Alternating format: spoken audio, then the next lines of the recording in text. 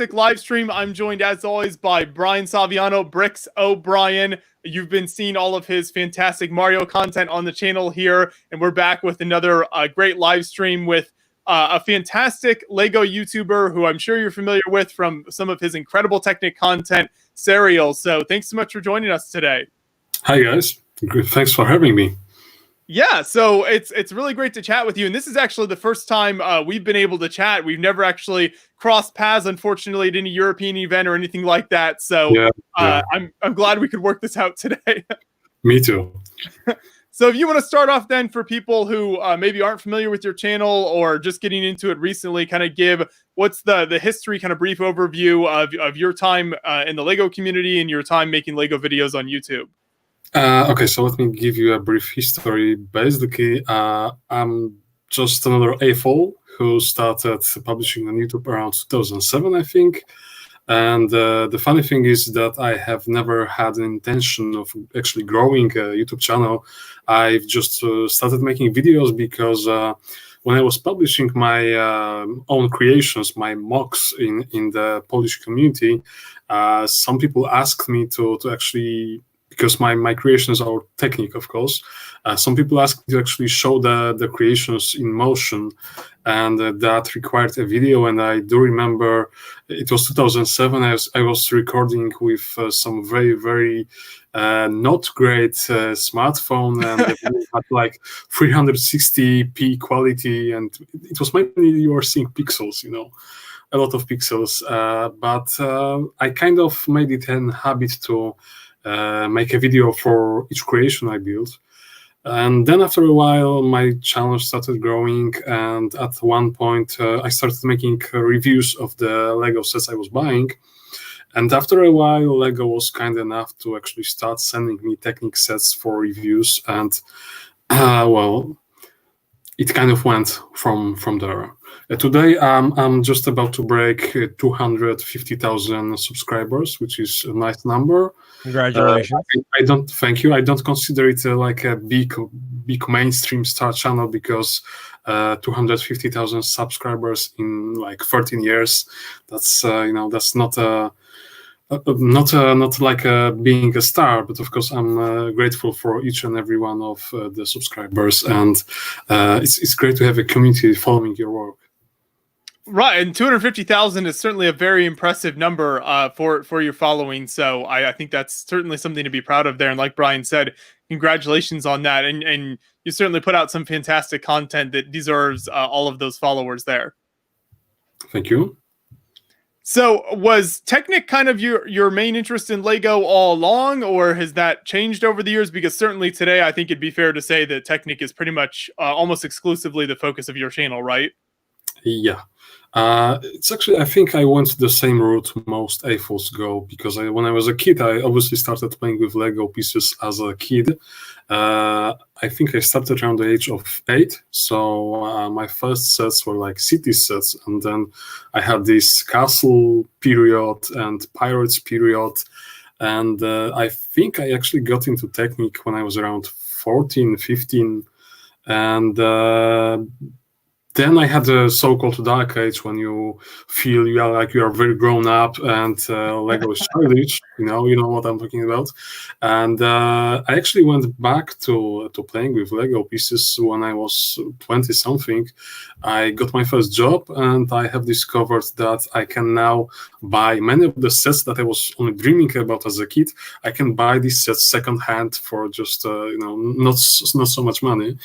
And the reason I actually got back into it, because I had this need to tinker, to build something mechanical, and I still had all my chill tight Lego stored on the attic. So I grabbed the boxes, unpacked them, and started to look what I can buy today.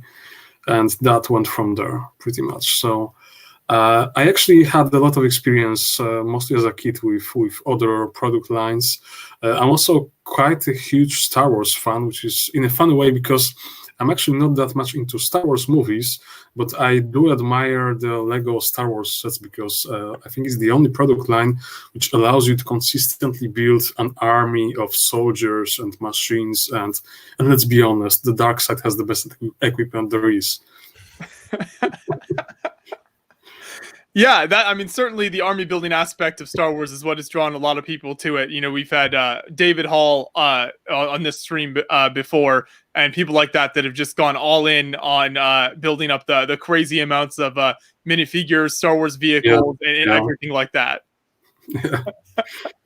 Yeah, actually, the Super Star Destroyer is on my wish list, like the set I wish I had, but I don't think it sells below $1,000 for the unopened set anymore. So that's quite a steep price. I'm hoping for a rare edition from Lego because they've made the new Millennium Falcon, they've made the new Imperial Star Destroyer, so maybe the Super Star Destroyer will get a new treatment as well. That's something that seems to happen with Star Wars sets. You can be pretty sure that eventually they'll re-release something or a new edition of it. So with Star Wars, you're pretty safe betting on that. Let's hope so. And maybe one other thing about my channel, what kind of became a running joke about my channel and something that maybe sets it apart from other Lego-focused channels is that I'm a huge animal lover. I like to have pets around, and for years my channel had these two dwarf hamsters starring in my videos, you know, playing small roles, which is actually perfect for playing with Lego because we are talking creatures that are the size of a golf ball.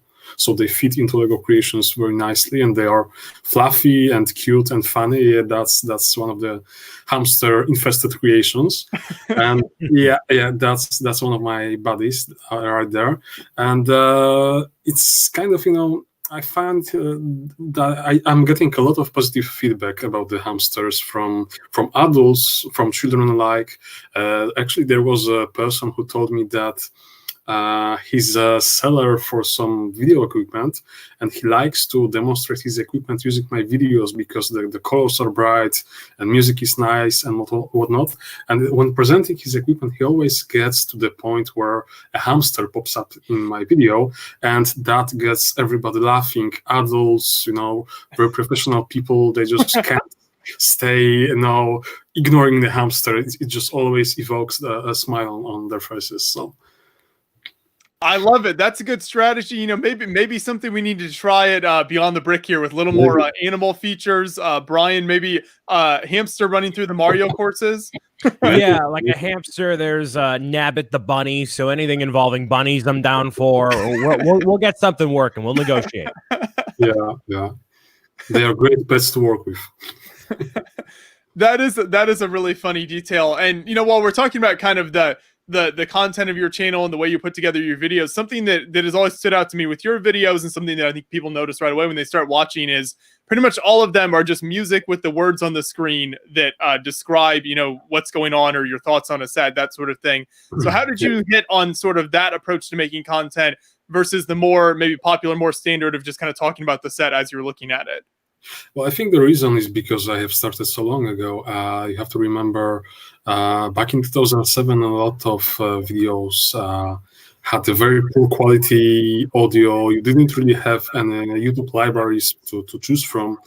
Actually, it was really hard to, I think, buy any soundtracks back then. And the level of making videos was very, very different from what we are seeing today. And another factor is that obviously I'm not a native speaker, so it's easier for me to write what I want to say than to actually say it. But I also found that as a European channel located in Europe and seen by a lot of European audience, it's more accessible to have captions than to have audio, because people who are not native speakers, they have some difficulties understanding spoken English, but they can read pretty well.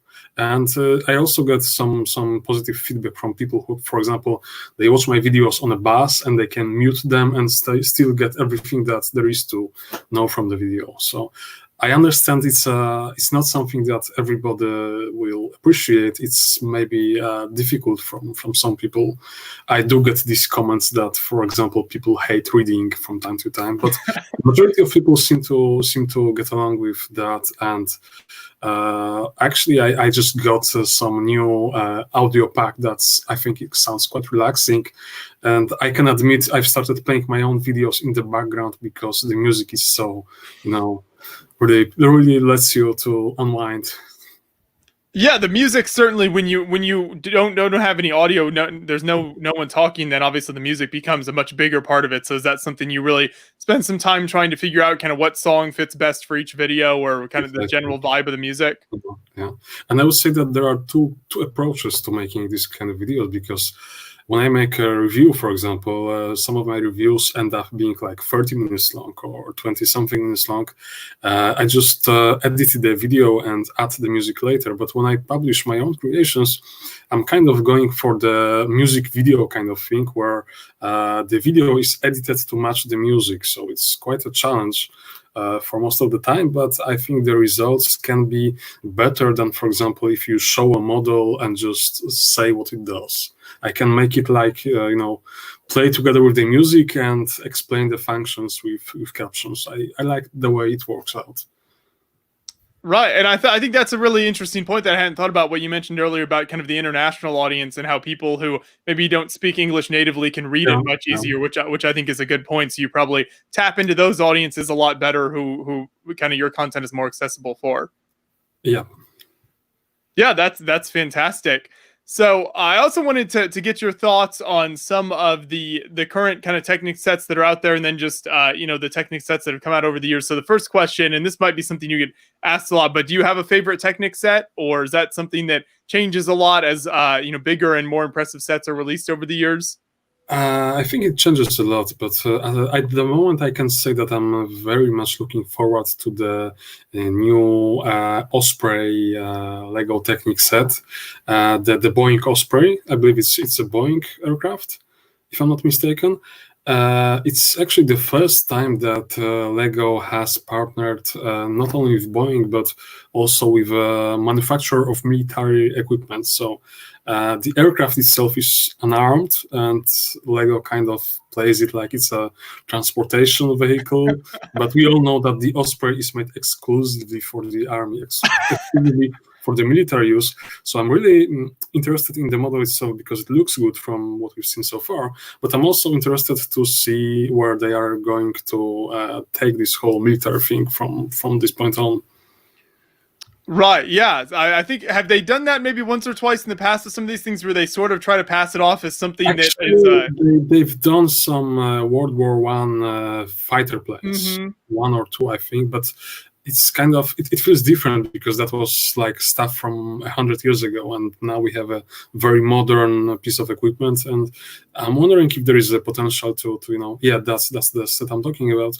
I wonder what can follow. Maybe we could see, like, for example, the engineering vehicles that are based on tanks, because that's also something that exists and it's not armed, maybe not so controversial. So so maybe Lego could look into that. I want to give a shout out to Stuart Roll in the chat here, who's a fantastic, great ball contraption builder. He says Sariel is a Technic legend and a great resource to the community. So you've got some big fans in Technic and GBC builders out there, Sariel. Thank you. I'm trying to contribute, when I can. Have you ever gotten involved in GBC very much? Is that something you've experimented with? I have to admit that I like watching GBC, but I kind of can't get around to building with it because I'm a car nut. I'm a vehicle person. If I can drive it, it's fun for me. But if it's something that just stays in place, even if it's mechanically amazing, because many of the GBC creations I see are quite brilliant, and the mechanics are like unlike anything you can find in vehicles. But it's still, for me, the fun part is being able to drive something, to kind of maybe interact with the surroundings by driving it off-road or something like that. That's the kind of thing that attracts me as a builder. So I was never really able to get into GBC as a builder, really.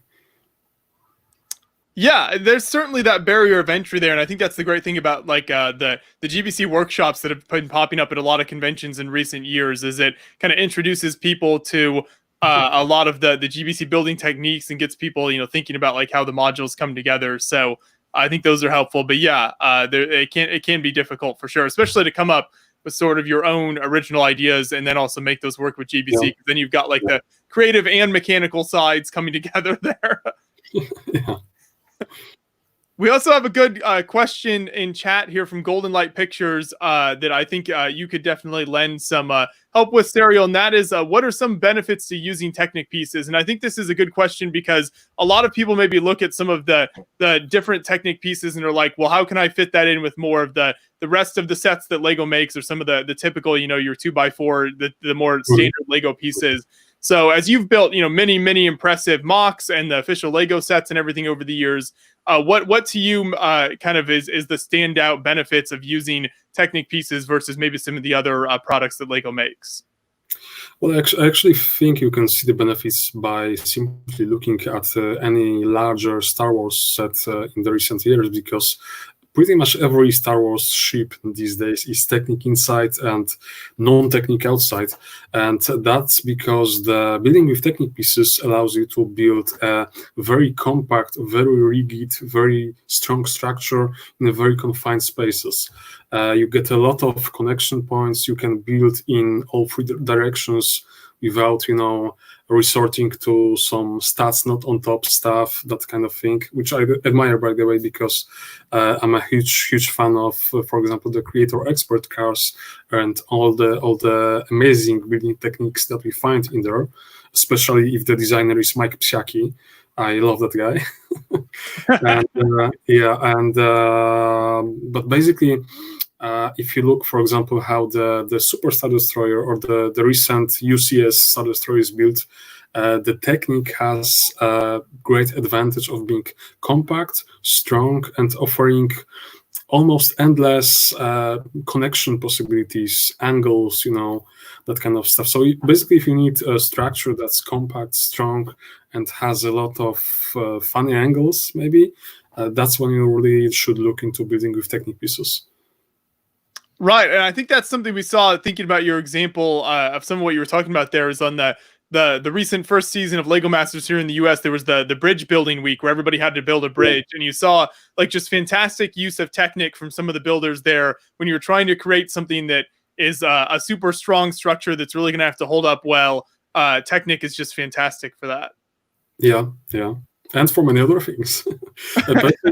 Personally, I am a huge fan of where Technic is going. I mean, the official Technic sets are going right now, because a couple of years ago, the Technic set was usually built of a number of gaps. You had this outline of the body, but it was full of gaps like a Swiss cheese or something, you know.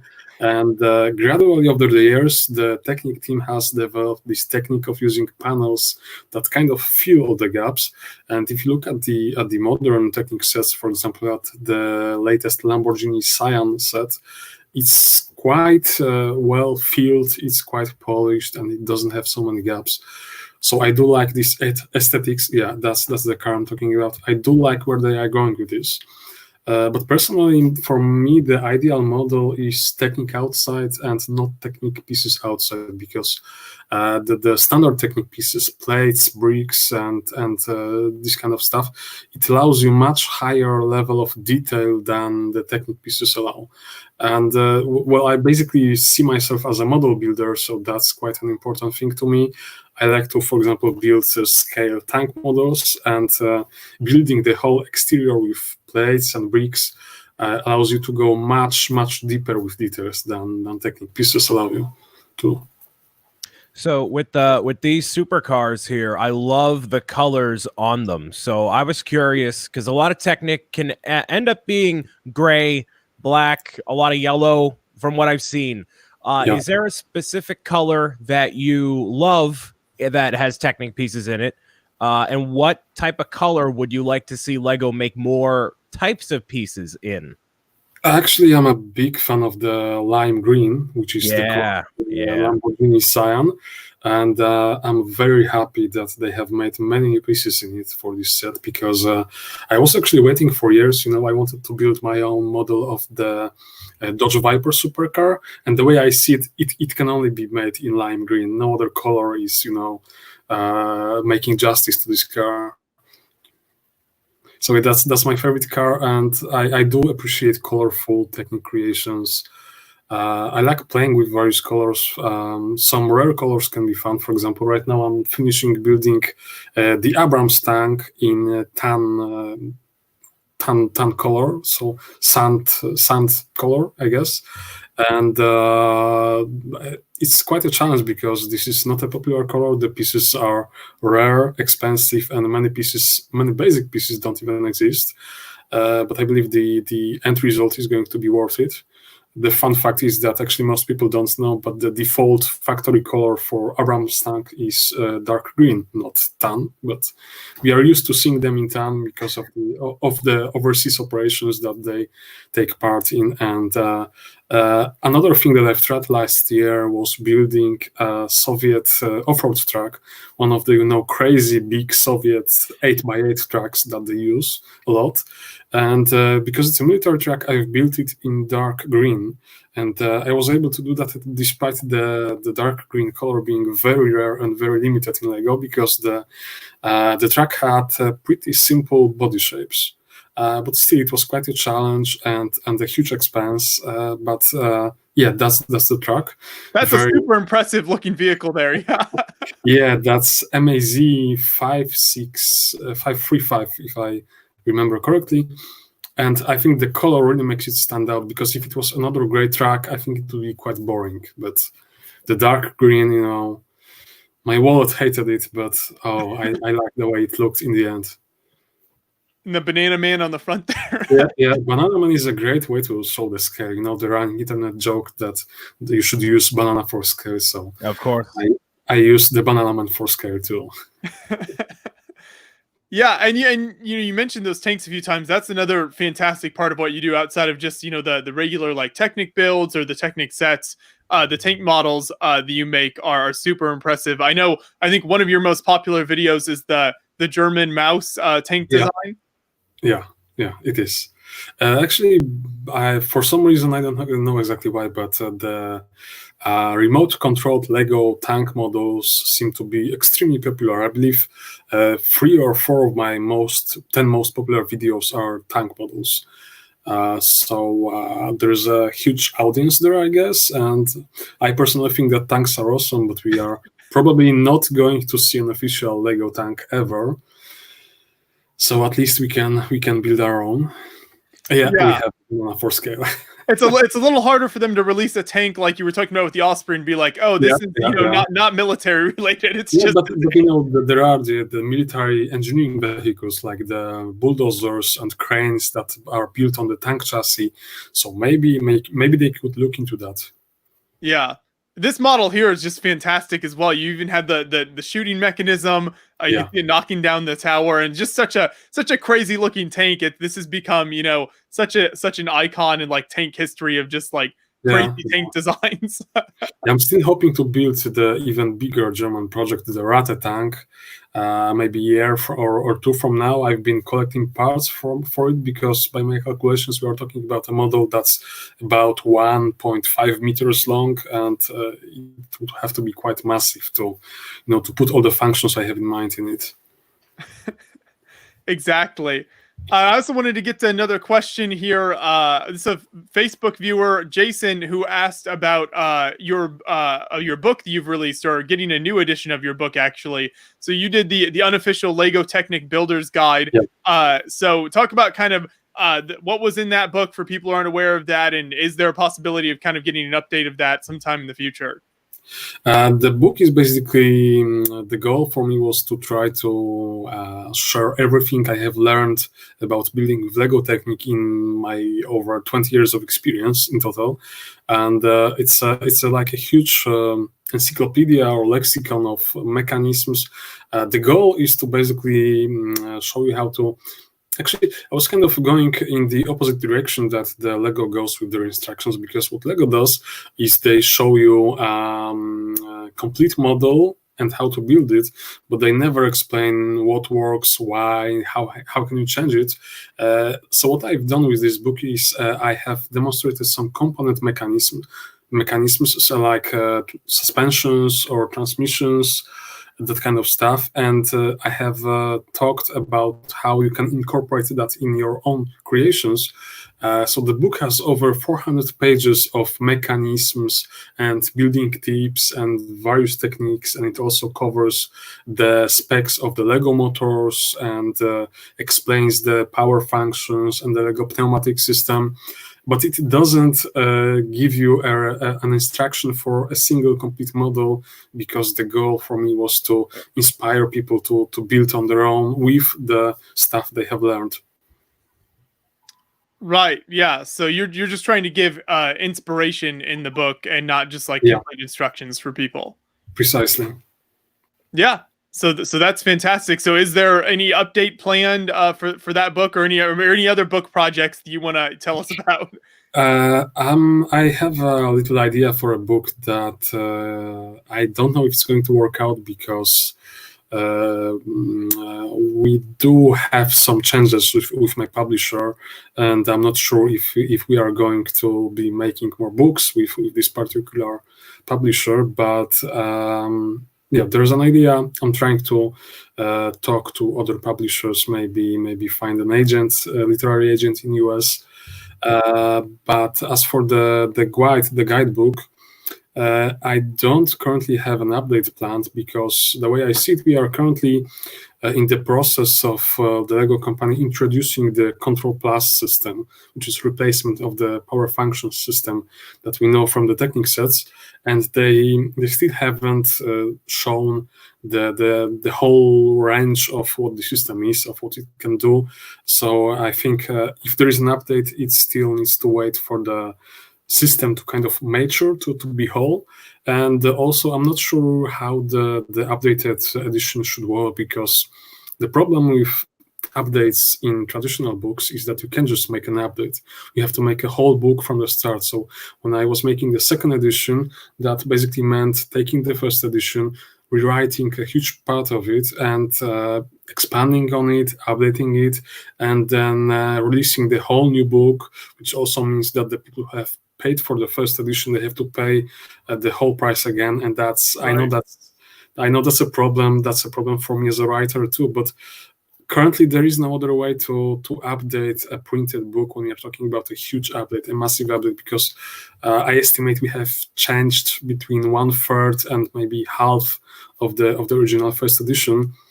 And the third edition, if it was ever to be created, it would have to include even more changes, more updates. I think we would probably go past 500, maybe 600 pages, and it would grow into quite an expensive, quite a huge book. And a lot of people would already have seen much of the content in the previous editions. So I honestly don't have any plan how to solve that issue right now.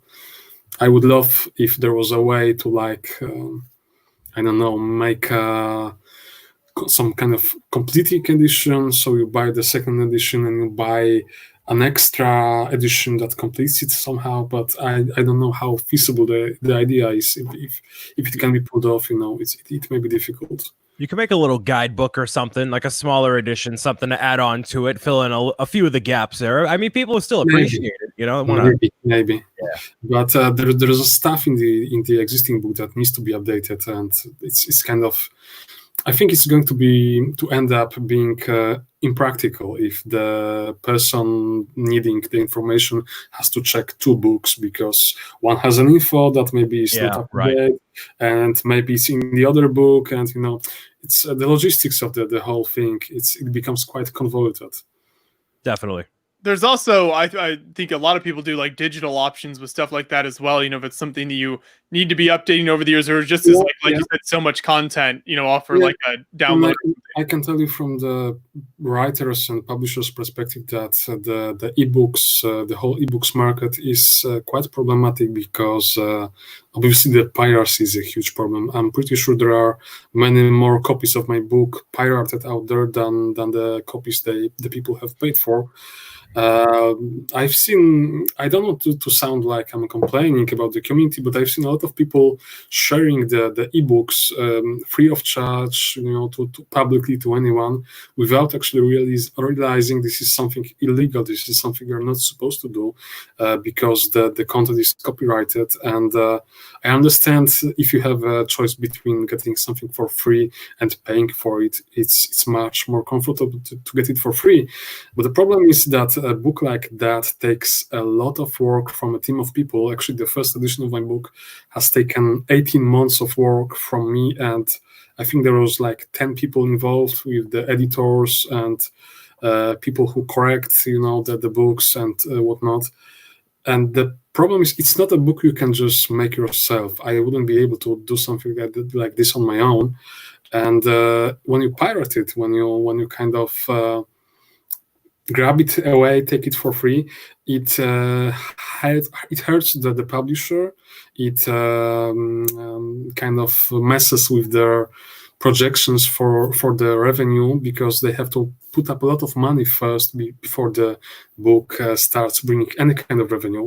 We are talking, I believe my first edition, first book was printed in 20,000 copies first. So even if you pay like, I think $3 to $5 for a copy, we are still talking about paying several tens of thousands of dollars to make this book even pop up on a bookshelf. And it's not something I would be able to put up myself. Basically what I'm trying to say is that piracy creates a serious risk that the publisher may not be able or willing to do another book like that, because the profit margin is going to be either zero or maybe even negative for them.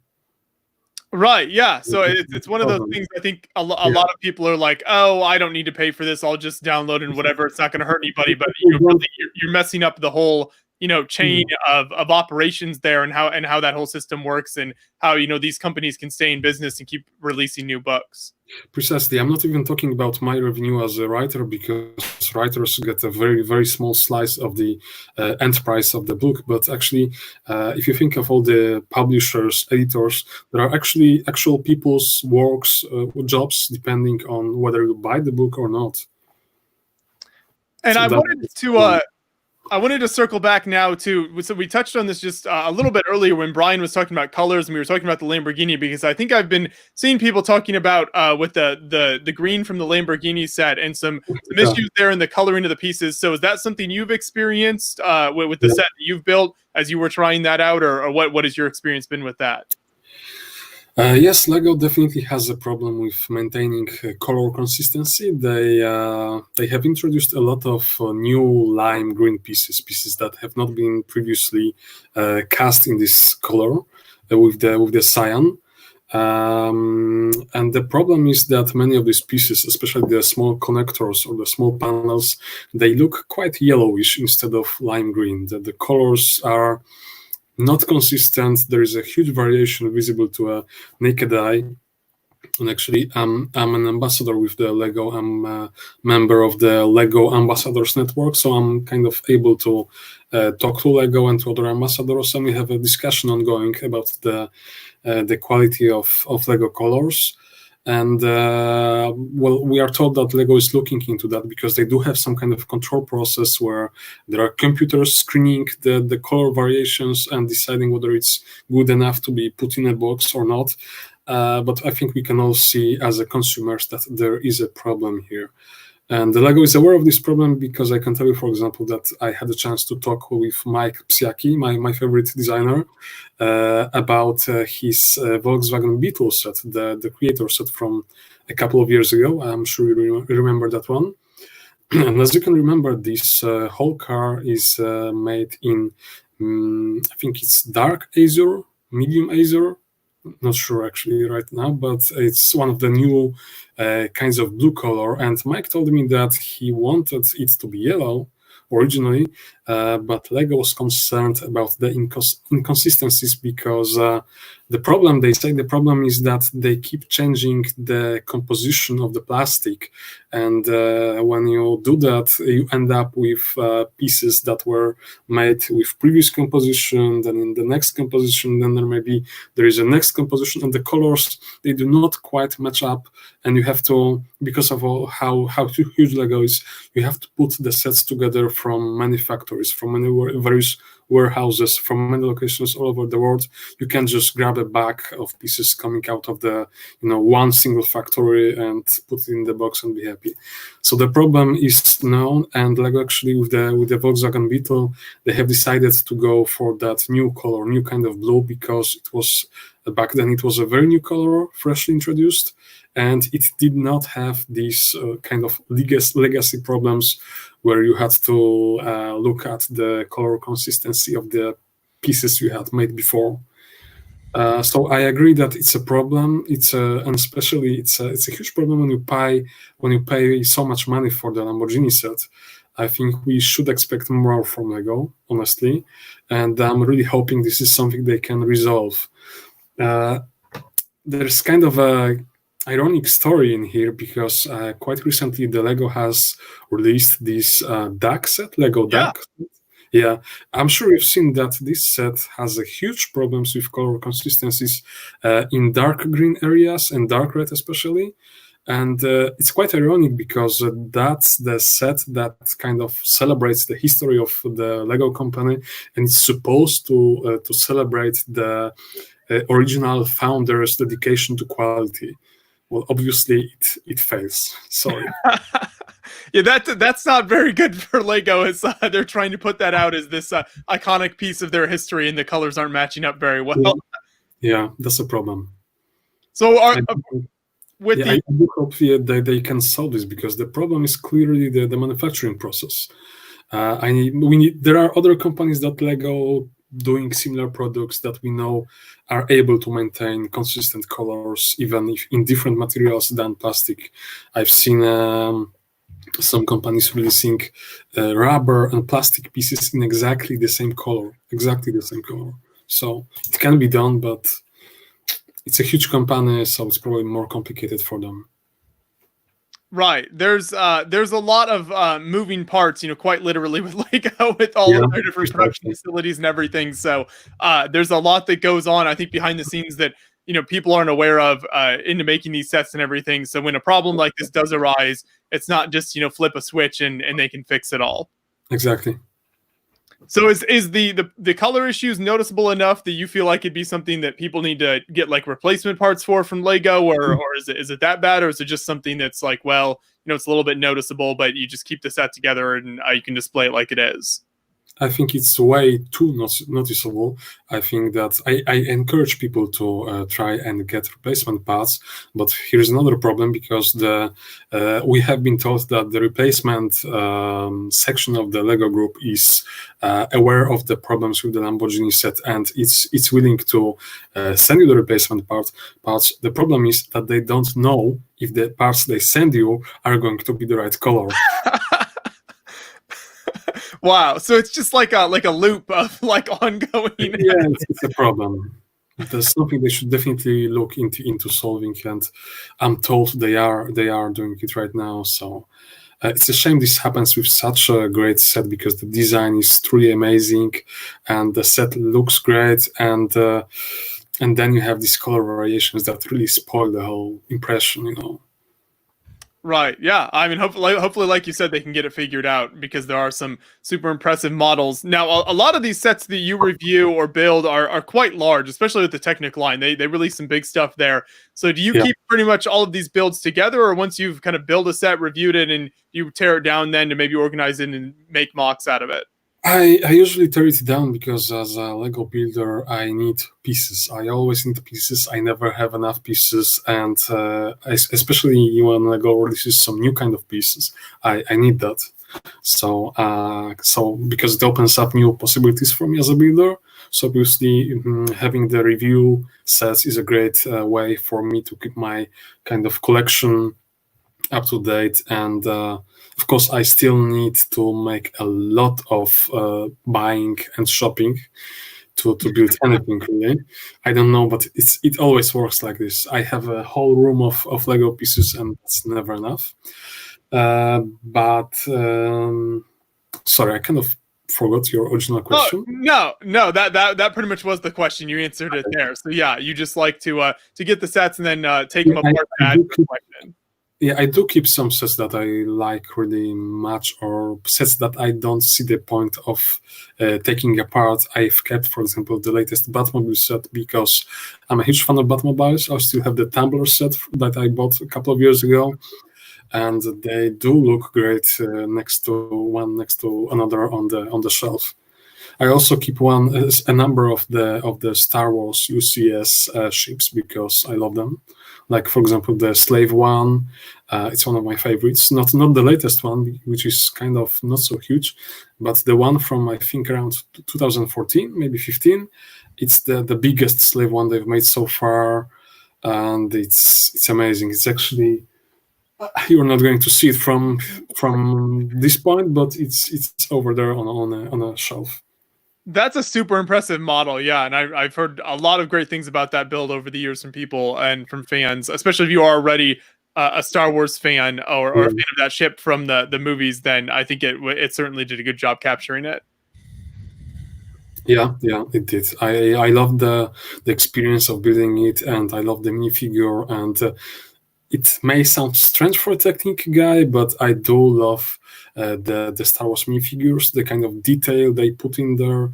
The Boba Fett in that Slave one even had printed arms, so that's something quite impressive. And and then there is the factor of being able to build your own army of stormtroopers and death troopers and whatnot, and that's amazing. And I know you mentioned before we started here, you fairly limited time today, so I don't want to keep you too long. But you have some more questions. What's that? Okay. We can keep going. Yeah. Awesome. Well, thank you. I appreciate it. So I don't want to, waste my opportunity of being here. We have a question from Max Mox in the chat here that I think is a good question that a lot of people have probably dealt with, and that's kind of how have you familiarized yourself with Technic so well over the years, because unlike system bricks, Technic can take a lot more skill to work with. So how do you become accustomed to making Technic mocks if people are trying to get more into that side of building? Well, I guess looking how the official Technic sets are built is obviously one way.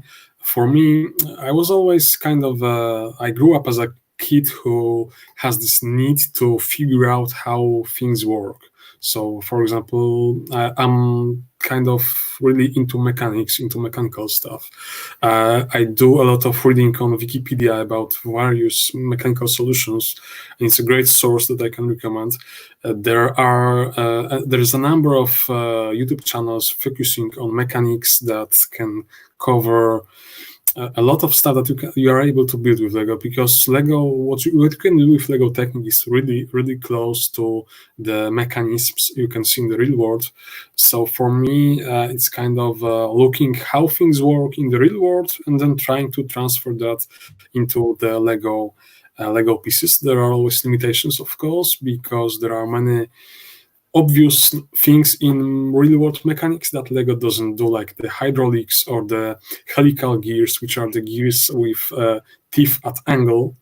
We only get the simple gears, that kind of mesh like this, and not like...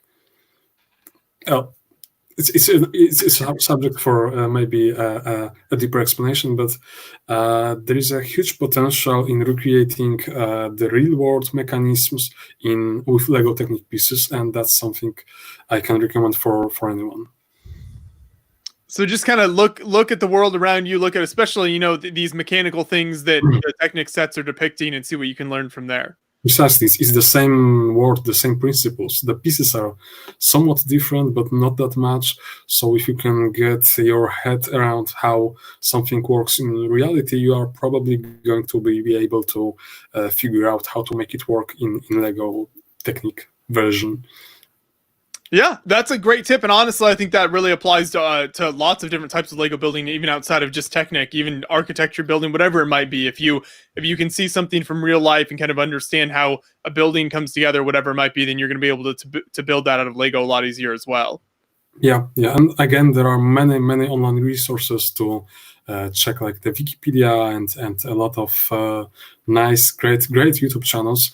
Can I actually endorse any YouTube channel? Oh, for sure. Yeah. If you've got any you want to mention, for sure. Yeah, and my recent, I'm actually not doing that much of watching the YouTube. Actually, I don't have time for it, and well, you are obviously aware that many things that are popular on YouTube are a bit controversial. The quality is not always what makes a channel popular. So watching for example, the trending chart on YouTube can be a weird experience, really. Yes. There's some stuff going there that I wish I could see.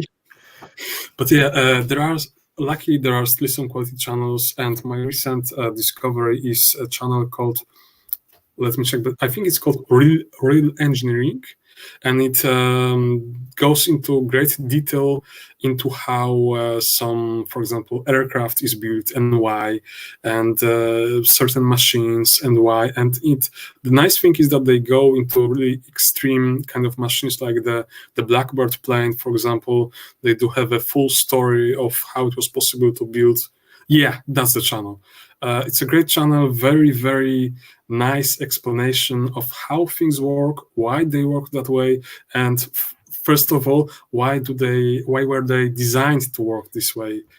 For example, the Blackbird, why did it need to be so fast and whatnot? And it's a channel I'm really enjoying. Yeah, I think I've seen some videos from that channel before, and certainly very impressive, very well done stuff there. So these are the types of things, then, what you were saying earlier about if you watch these types of videos, you can understand how the real life mechanics work. You can find a lot of inspiration right there. That's for sure. Mm-hmm. Well, that's a really good point. I also wanted to ask you about, I don't know if we mentioned this yet, but you are based in Poland. And so I wanted to ask you about kind of the Polish Lego community and kind of what the Lego scene is like in Poland in general in terms of lugs and the shows that take place there. So how do you interact with other fans in kind of your maybe local area or your country? Well, for me, it's I guess it's a bit different because I have been running my channel in English from the very start. So I always had visitors from other countries, from all over the world, and I think only like 5% of my traffic comes from Poland. But I would say that we have a great European network of builders who follow each other's work, and we have communities like Eurobricks, for example. That's a great community, especially if you want to kind of talk to other builders and look for advice and share what you have been able to achieve. That's a great place to start. As for the differences and shows, we do have the Lego Masters show coming. It's a Polish edition. It's in the making, and if everything works out, I'm going to be on it in a certain capacity that I can't reveal yet. That's awesome, though. Yeah, that'll be great. So it'll be a Lego Masters Poland edition then. Yeah, we actually do some screening tests next week, so keep your fingers crossed because I can still fail and not make it. Yeah, but as for the differences, for me, a huge difference is, I guess, that in Europe, I'm seeing Lego Technic being much more popular than it is in the United States for some reason. I don't know why. But if you look at the Technic builders globally, most of the very prominent Technic builders come from Europe. I think especially Netherlands. Personally, I suspect it has something to do with the education system. I guess maybe the education system in Netherlands, maybe it focuses on mechanical side of things in some special way that kind of results in many people being interested in mechanics and engineering and that kind of stuff. But yeah, Technic is vastly more popular, and I believe Lego is even delaying some Technic sets. The US release is delayed compared to Europe, I was told actually that Lego is kind of hesitant to release Lego Technic books on the US market because Lego Technic books don't sell that well compared to other Lego books. So that's something I've heard from the Lego company. And I guess another difference is that most of us individual builders, we do not really have the means that the US builders do. We have very limited budgets, we have limited working space. For example, I do a lot of building and I have this room that's like maybe 2 by 4 meters, and that's all. And then we see like junk bricks, and he's got an entire house full of Lego. It's like a dream come true for, I guess, any Lego builder. So that's something amazing. So basically, I guess the main difference is that we are seeing a lot of big, massive creations from the US builders. And in Europe, the complexity and the main challenge of the creation is often fitting many things into a small scale, for example. That's something people like to do here. So we often don't go for just making things big and kind of impressive, because we often simply can't, because Lego is very expensive in Europe, and we have trouble simply affording, building something very, very huge. And then again, there's the issue with the working space, because we have an arrangement with my wife that my Lego has to stay in one room and it can expand into the rest of the house. So I have to work with that.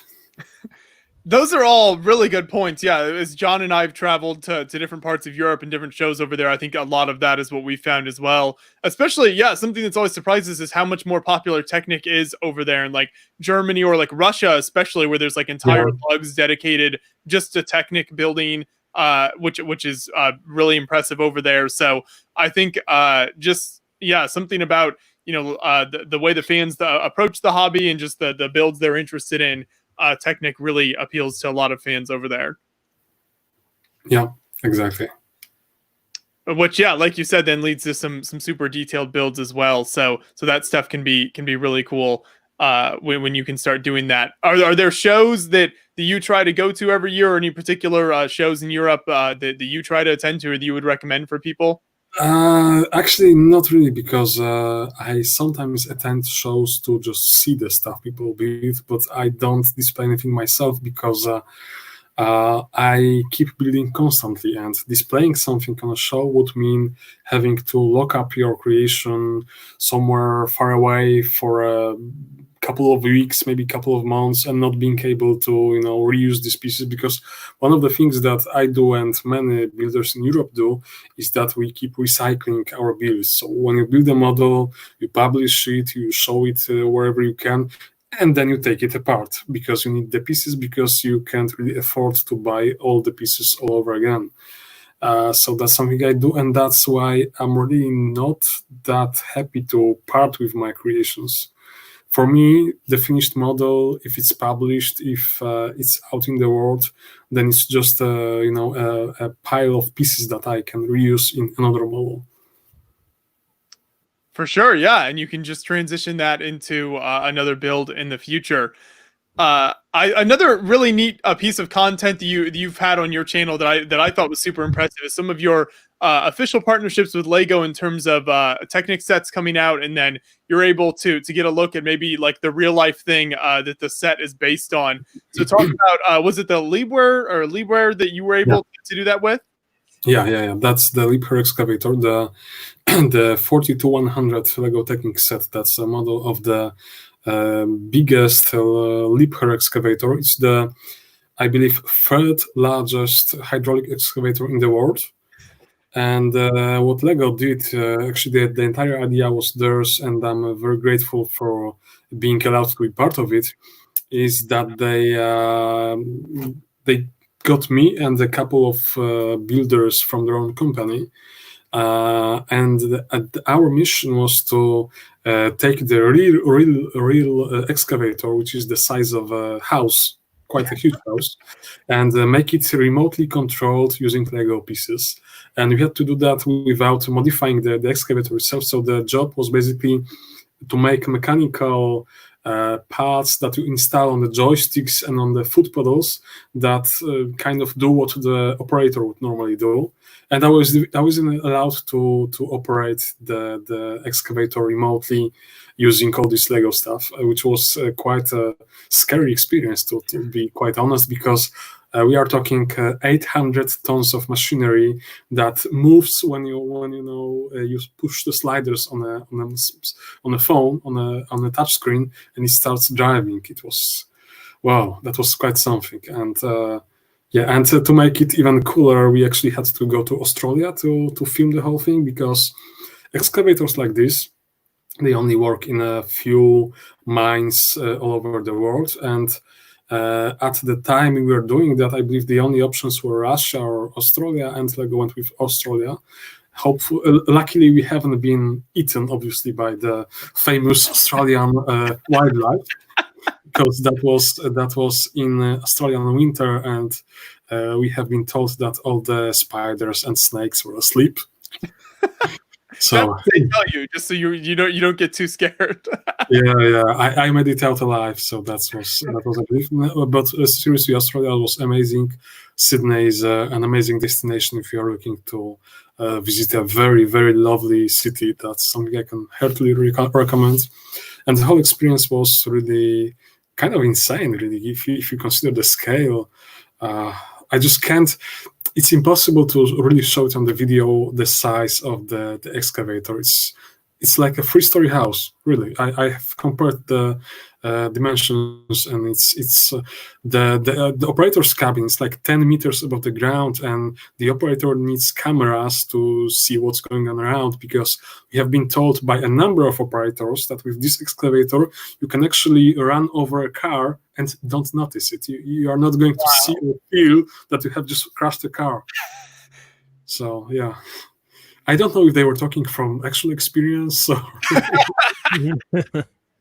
but yeah, the number of safety features on the real machine, it really gives you an idea of how extreme engineering it is. Because, for example, at the back of the excavator, there is this little handle to pull hanging from the bottom of the excavator.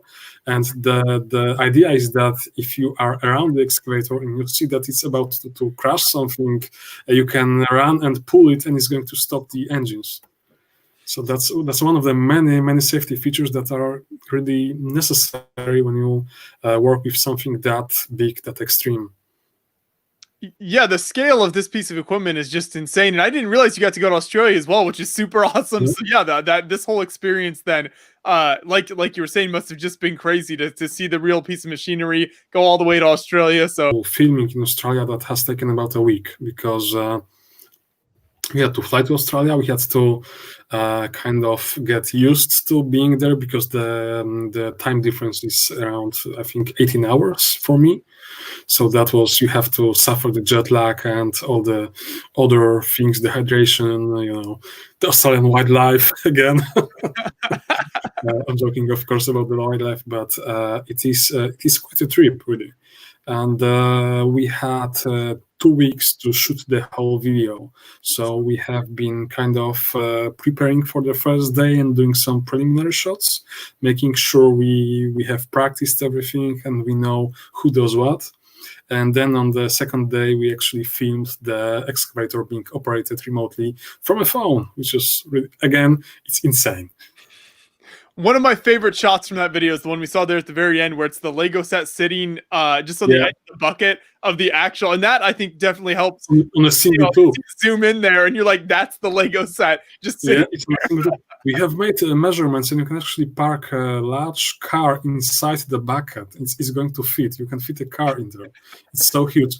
And actually, the Liebherr guys, because we had the chance to visit the factory that makes the real excavator and talk to the crew, the guys that build it, they have this charming way of talking about it like it's something very simple. For example, they told us that the bucket is very practical because you can replace the teeth if they were down without replacing the whole bucket. And they told us, it's very simple. Just take the teeth off and put the new ones in. Of course, you need a crane because it's like 500 kilos, but it's very easy. Yeah, this is just a normal part of their job. But I can even tell you that the mine that we shot the video in, it was kind of, they had a similar approach because we have filmed the whole thing in the middle of an open mine. So basically one big pit of earth. And one of our guys asked if he could get a power supply for his laptop or something. And again, it was in the middle of a pit, so there was no power sockets anywhere. And the next thing we saw was a crane driving into the pit with a huge power generator hanging from it. And they actually brought a power generator the size of a container, the regular container that we would put on a truck, just for a guy who wanted to power his laptop. Brian, we're gonna need you to step up with the Mario videos, okay? Take some inspiration here. Yeah, I'm working on it. I already have the schematics. They're actually on the wall over here. I'm just not going to show it on camera for confidentiality purposes. Thank you. Okay. We'll need like a 20-foot tall Mario or something like that. That's fine. Lego can sponsor the pieces as long as they give us all the free pieces for it. I'll do whatever they want me to do. Fine. Yeah. I guess he can get big enough if you eat the right mushroom, right? Right, exactly.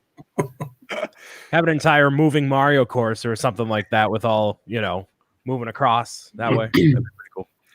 Yeah, well, I don't know about the Lego version, but I did see this video with a hamster doing the Mario obstacle course on the YouTube, and it was crazy. A hamster going through all the pipes and whatnot. I guess if you have seen it too, it's a hilarious thing here, really. Sounds like quite the piece of content. People should definitely check that out. Don't tell them to check that out. We got to make it for ourselves. Come on, Joshua. Oh, right. Sorry, of course. Brian will go find a hamster somewhere and do that. Yes. Luckily, we now finally have the official Lego hamster from the Overwatch set, the Wrecking Ball set. Yeah. Hammond the hamster, yeah. Exactly.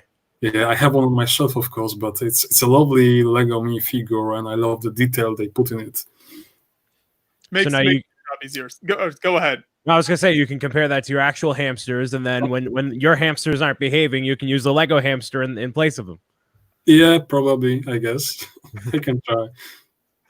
I did want to get back to the chat here. There was another good question in chat that I wanted to throw to you, Sariel. So that was you mentioned earlier about how you like the Technic supercars, and the line has been getting some backlash for having functions that don't actually do anything or don't do a whole lot. So what are your thoughts on that as you've been building these sets over the years? So I'm going to be honest again, because I kind of fear that I'm always a bit harsh in my reviews of the Lego Technic sets, and I guess it's a good thing because, I may save somebody from disappointment, and in worst case scenario, they are going to end up liking a Lego set more than they have expected to from my review. So I'm always trying to kind of be overly critical rather than overly approving of a Lego set, and I'm not sure how long Lego is going to put up with that. I mean, they are great, they are very supportive, but at one point they may decide maybe that they are sending me sets and then I'm kind of being too harsh on them. Maybe.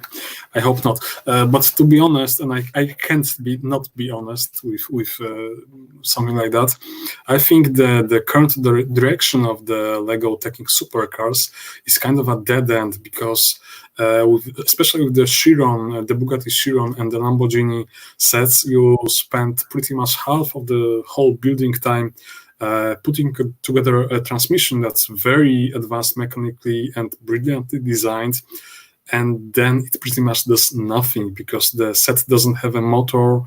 You can shift the gears, but you are not even told how many gears are there, how many speeds, which speed is the lowest. You have this big set that you spent a lot of money and time for, and the functions, so many functions are disappointing. I think it's especially the case with the Lego Defender set that you probably know. Last year, the Technic Lego Land Rover Defender set. Yeah. It had a very, very complex transmission, and it was really, really difficult to see what this transmission did or if it did anything at all. So I think that was a kind of disappointing experience for many buyers. And what I would love to see as a Lego fan and Lego customer are Lego sets like the little red supercar that they have released a couple of years ago. It was a set that had a single simple motor, and it had 4 motorized functions like opening doors, opening hood. I think the rear wing was extending. So I would very much like to see a motor in a supercar set, and even if they are not willing to make the whole set drive because it's heavy, it's complicated, and there's an issue of pieces wearing down with a set this big, this heavy, I wish they could make some pieces to be moved or activated by motors, because honestly, in how many more Lego supercars can you just spend 3-4 hours on a transmission that has very, very little play value? I think it's an issue.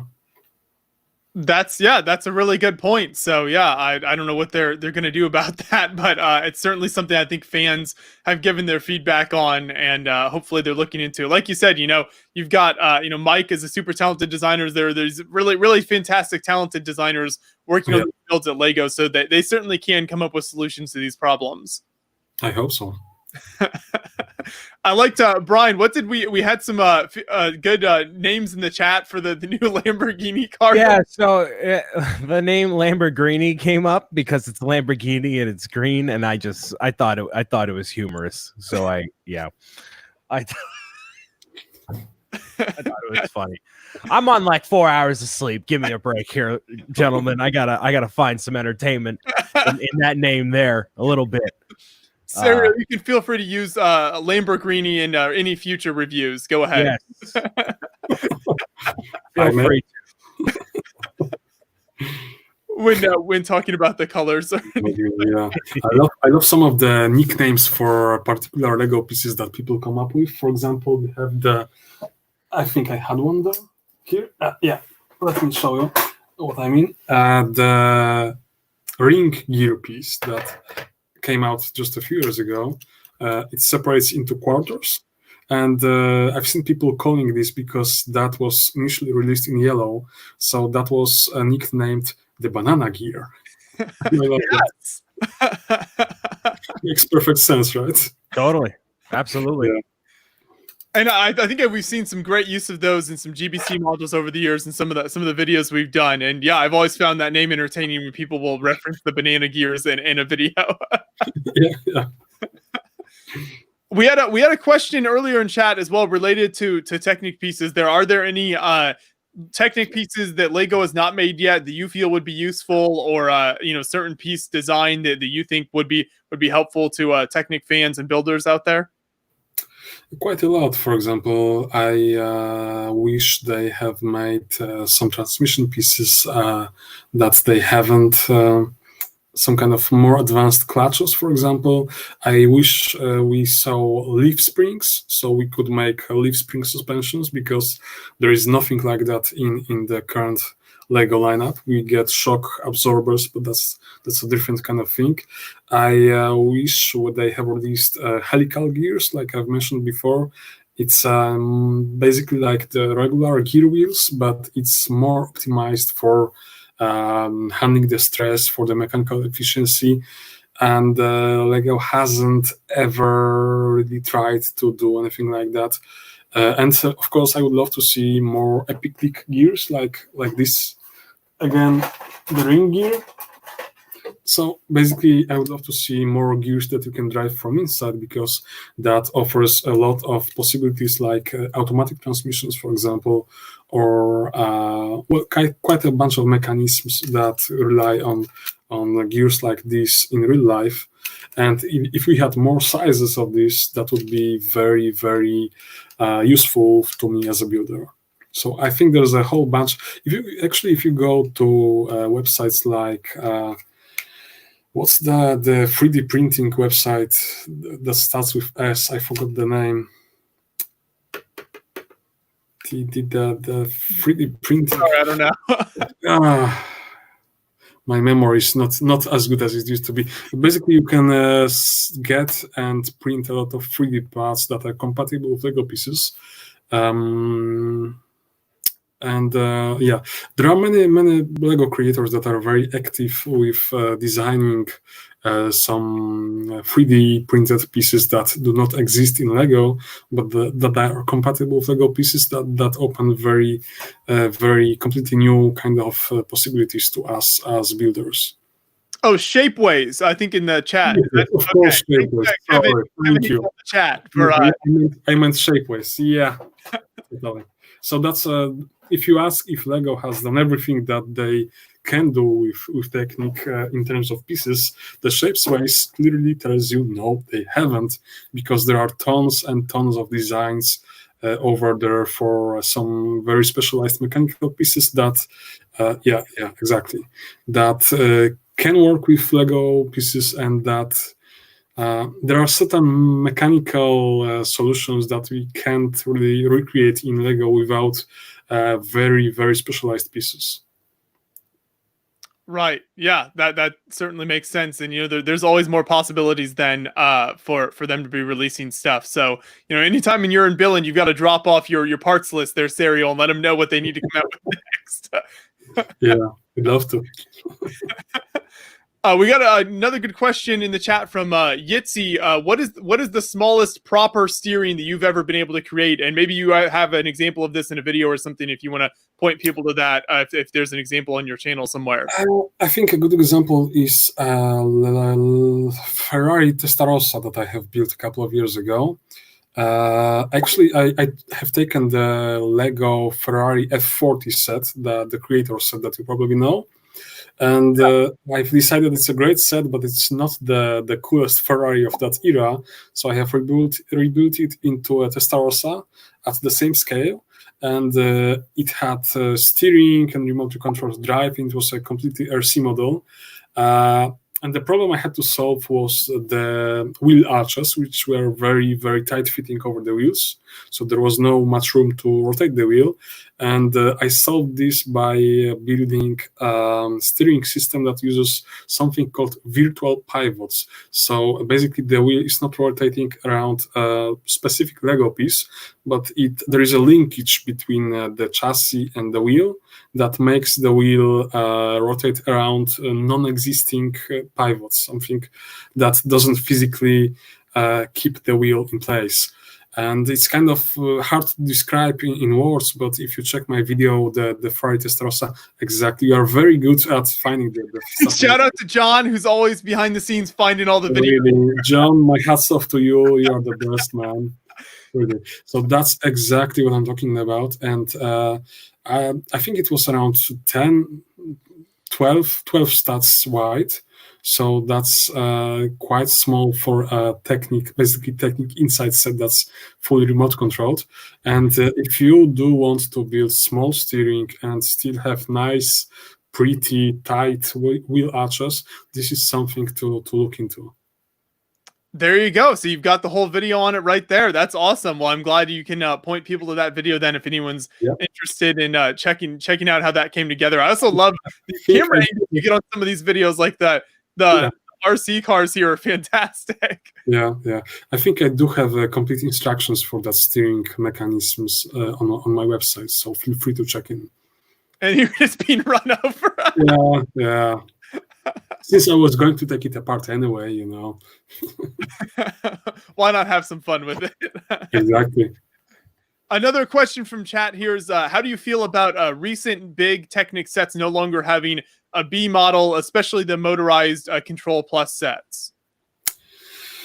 Well, of course, again, I'm going to be honest and not to, not try to be nice to the Lego company. Sorry.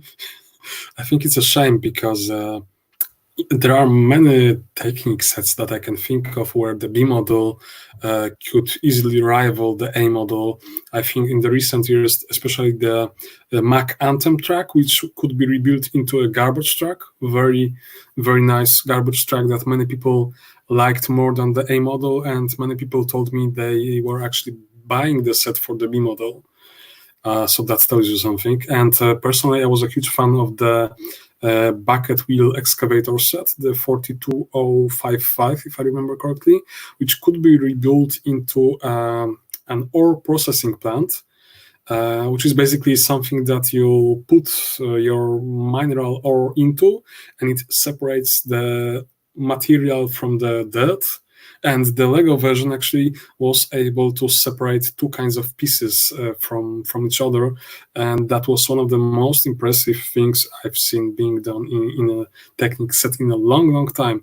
So for me, it's a big shame that the B models seem to be definitely gone. Now that we are seeing the 2020 Technic sets, I think none of them has a B model anymore. And the explanation I've heard was, of course, the cost cutting, because it costs a lot of money to keep the designer working on the B model, and then Lego claims that most customers, the vast majority of customers, are never going to build the B model actually. So yeah, that's the B model for the Extreme Adventure set 42069. That was quite a creative model as well. Yeah, and it had a room for hamster, which is always nice in a Lego set. But yeah, I have.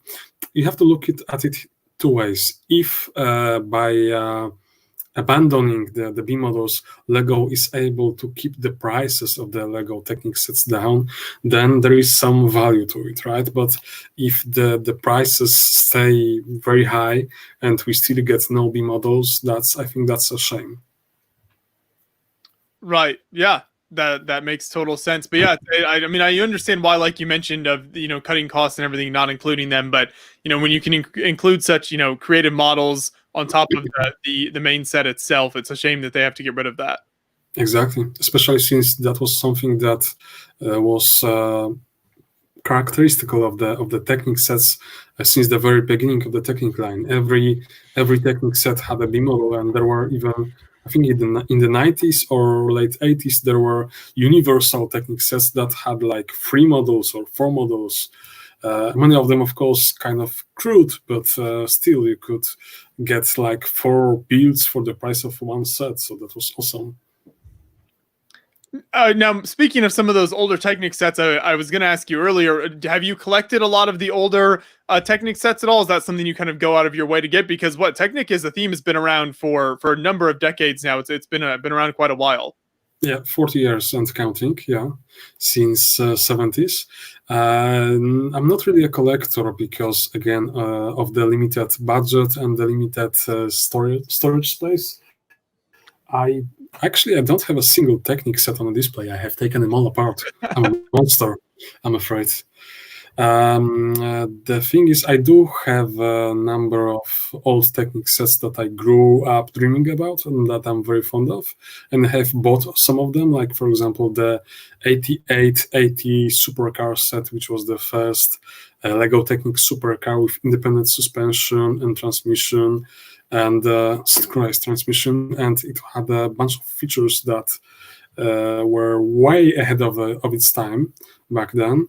But no, I'm not really collecting. I've tried to buy some of the old sets, and I've tried to run this series of reviews called Classic Technic, but there wasn't really that much interest in it. From what I've seen, the number of views was nowhere near as good as with the freshly released sets. So I do believe, for some reason, for example, the Star Wars set, that the all Star Wars sets, they have a lot of value to people. A lot of people want to see them. A lot of people want to own them, and for that reason, the old Star Wars sets can get crazily expensive on the second-hand market.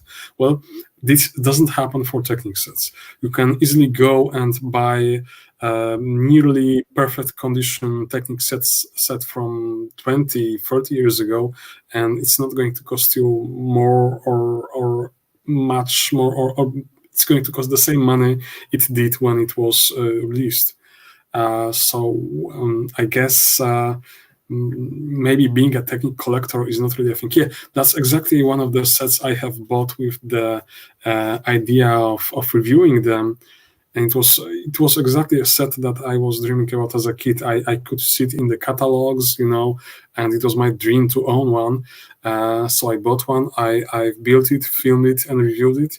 And that was not really a popular review. And due to financial reasons, I have ended up selling it, unfortunately. Yeah. So you got to kind of figure out what people are looking for in terms of the content, and some of those sets just don't have the appeal that maybe some of the newer big things have. Yeah, for some reason they don't. Yeah, though that makes total sense. It's actually interesting to know about how with some of those older Technic sets are still kind of easily available in terms of price point. I didn't realize that they didn't have that big markup that you see with a lot of old Lego sets. Yeah, that's fantastic. So if anyone wants to go out and pick those up, it sounds like you can do that pretty easily, and you won't have to break the bank to do it. Another thing of them to just waiting for you to be bought. There's a huge second-hand market, and the availability is much higher than with many old Star Wars sets, or I don't know, old castle sets. For example, I know that there is the yellow castle set.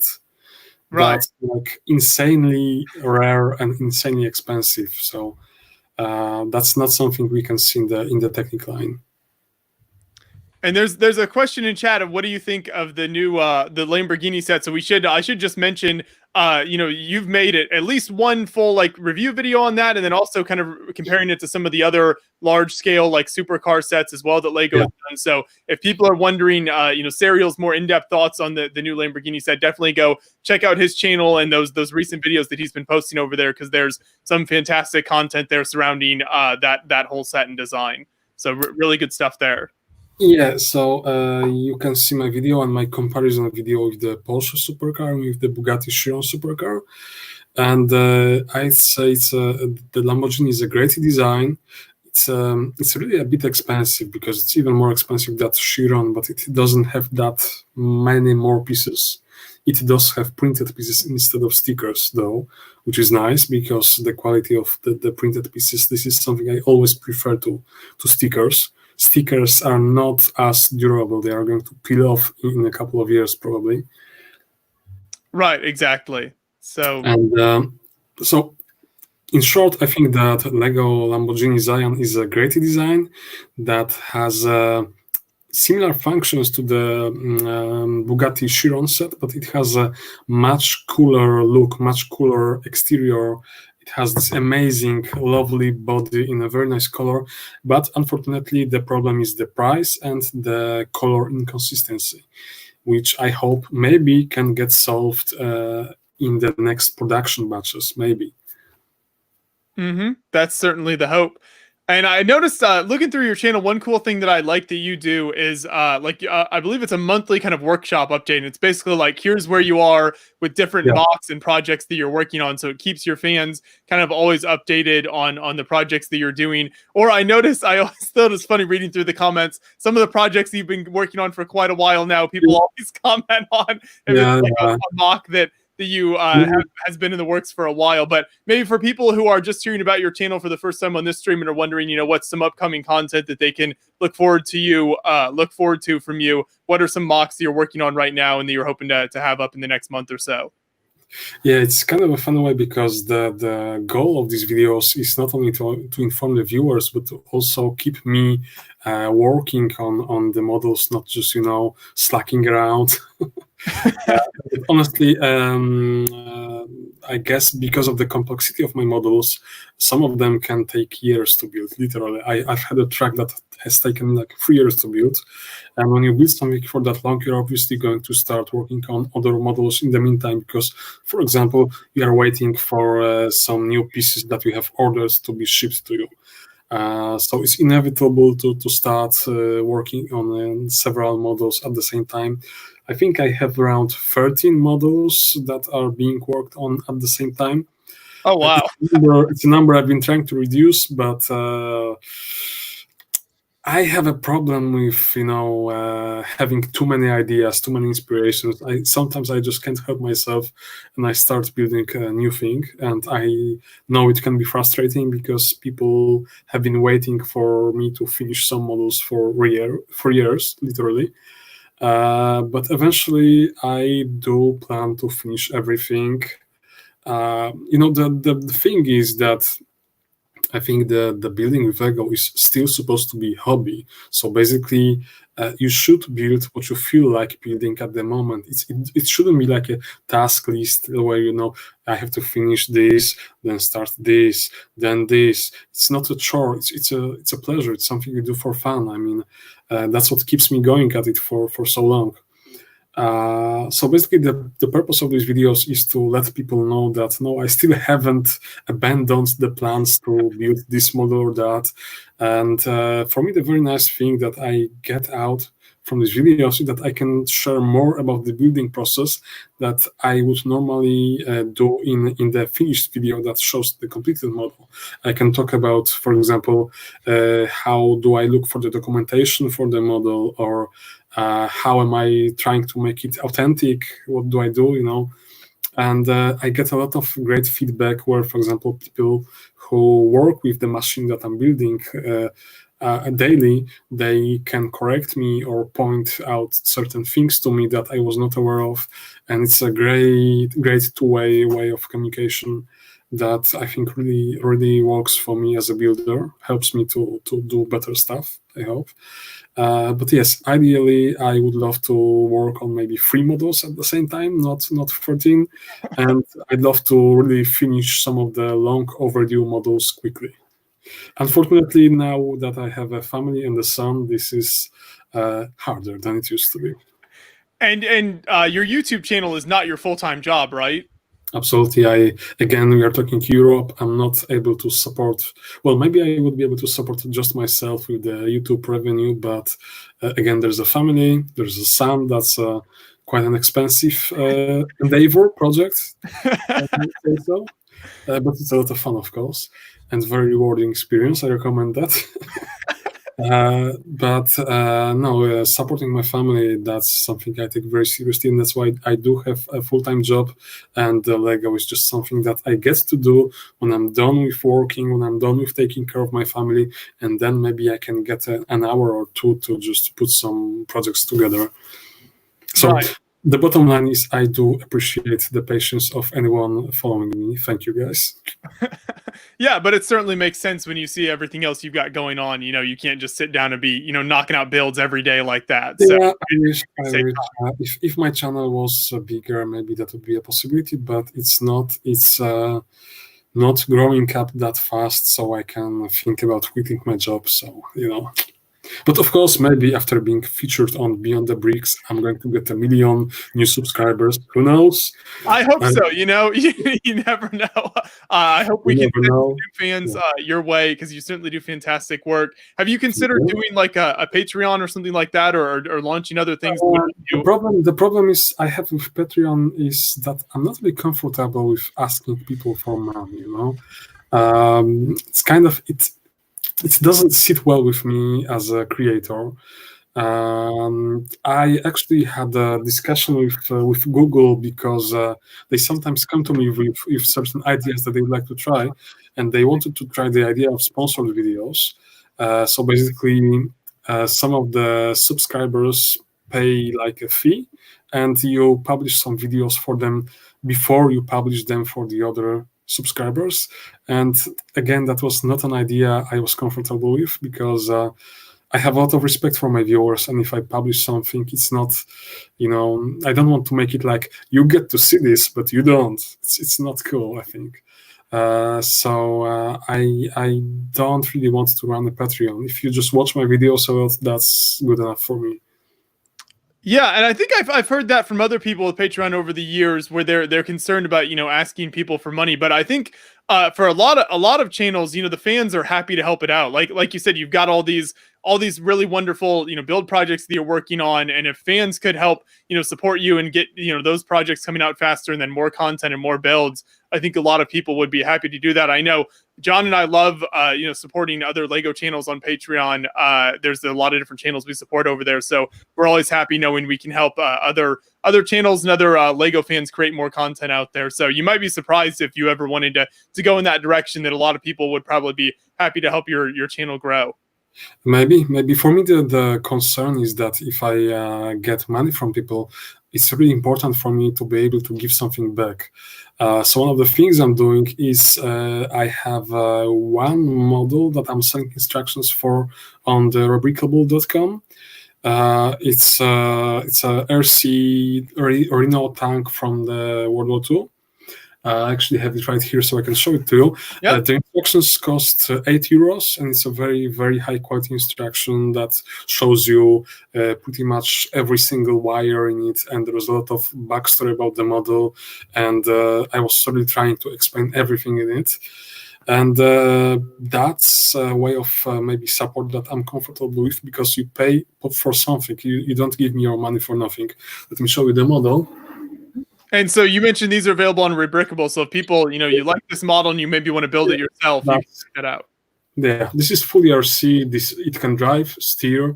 It does have a rotating tower, of course, remotely controlled, and the gun elevation is also remotely controlled.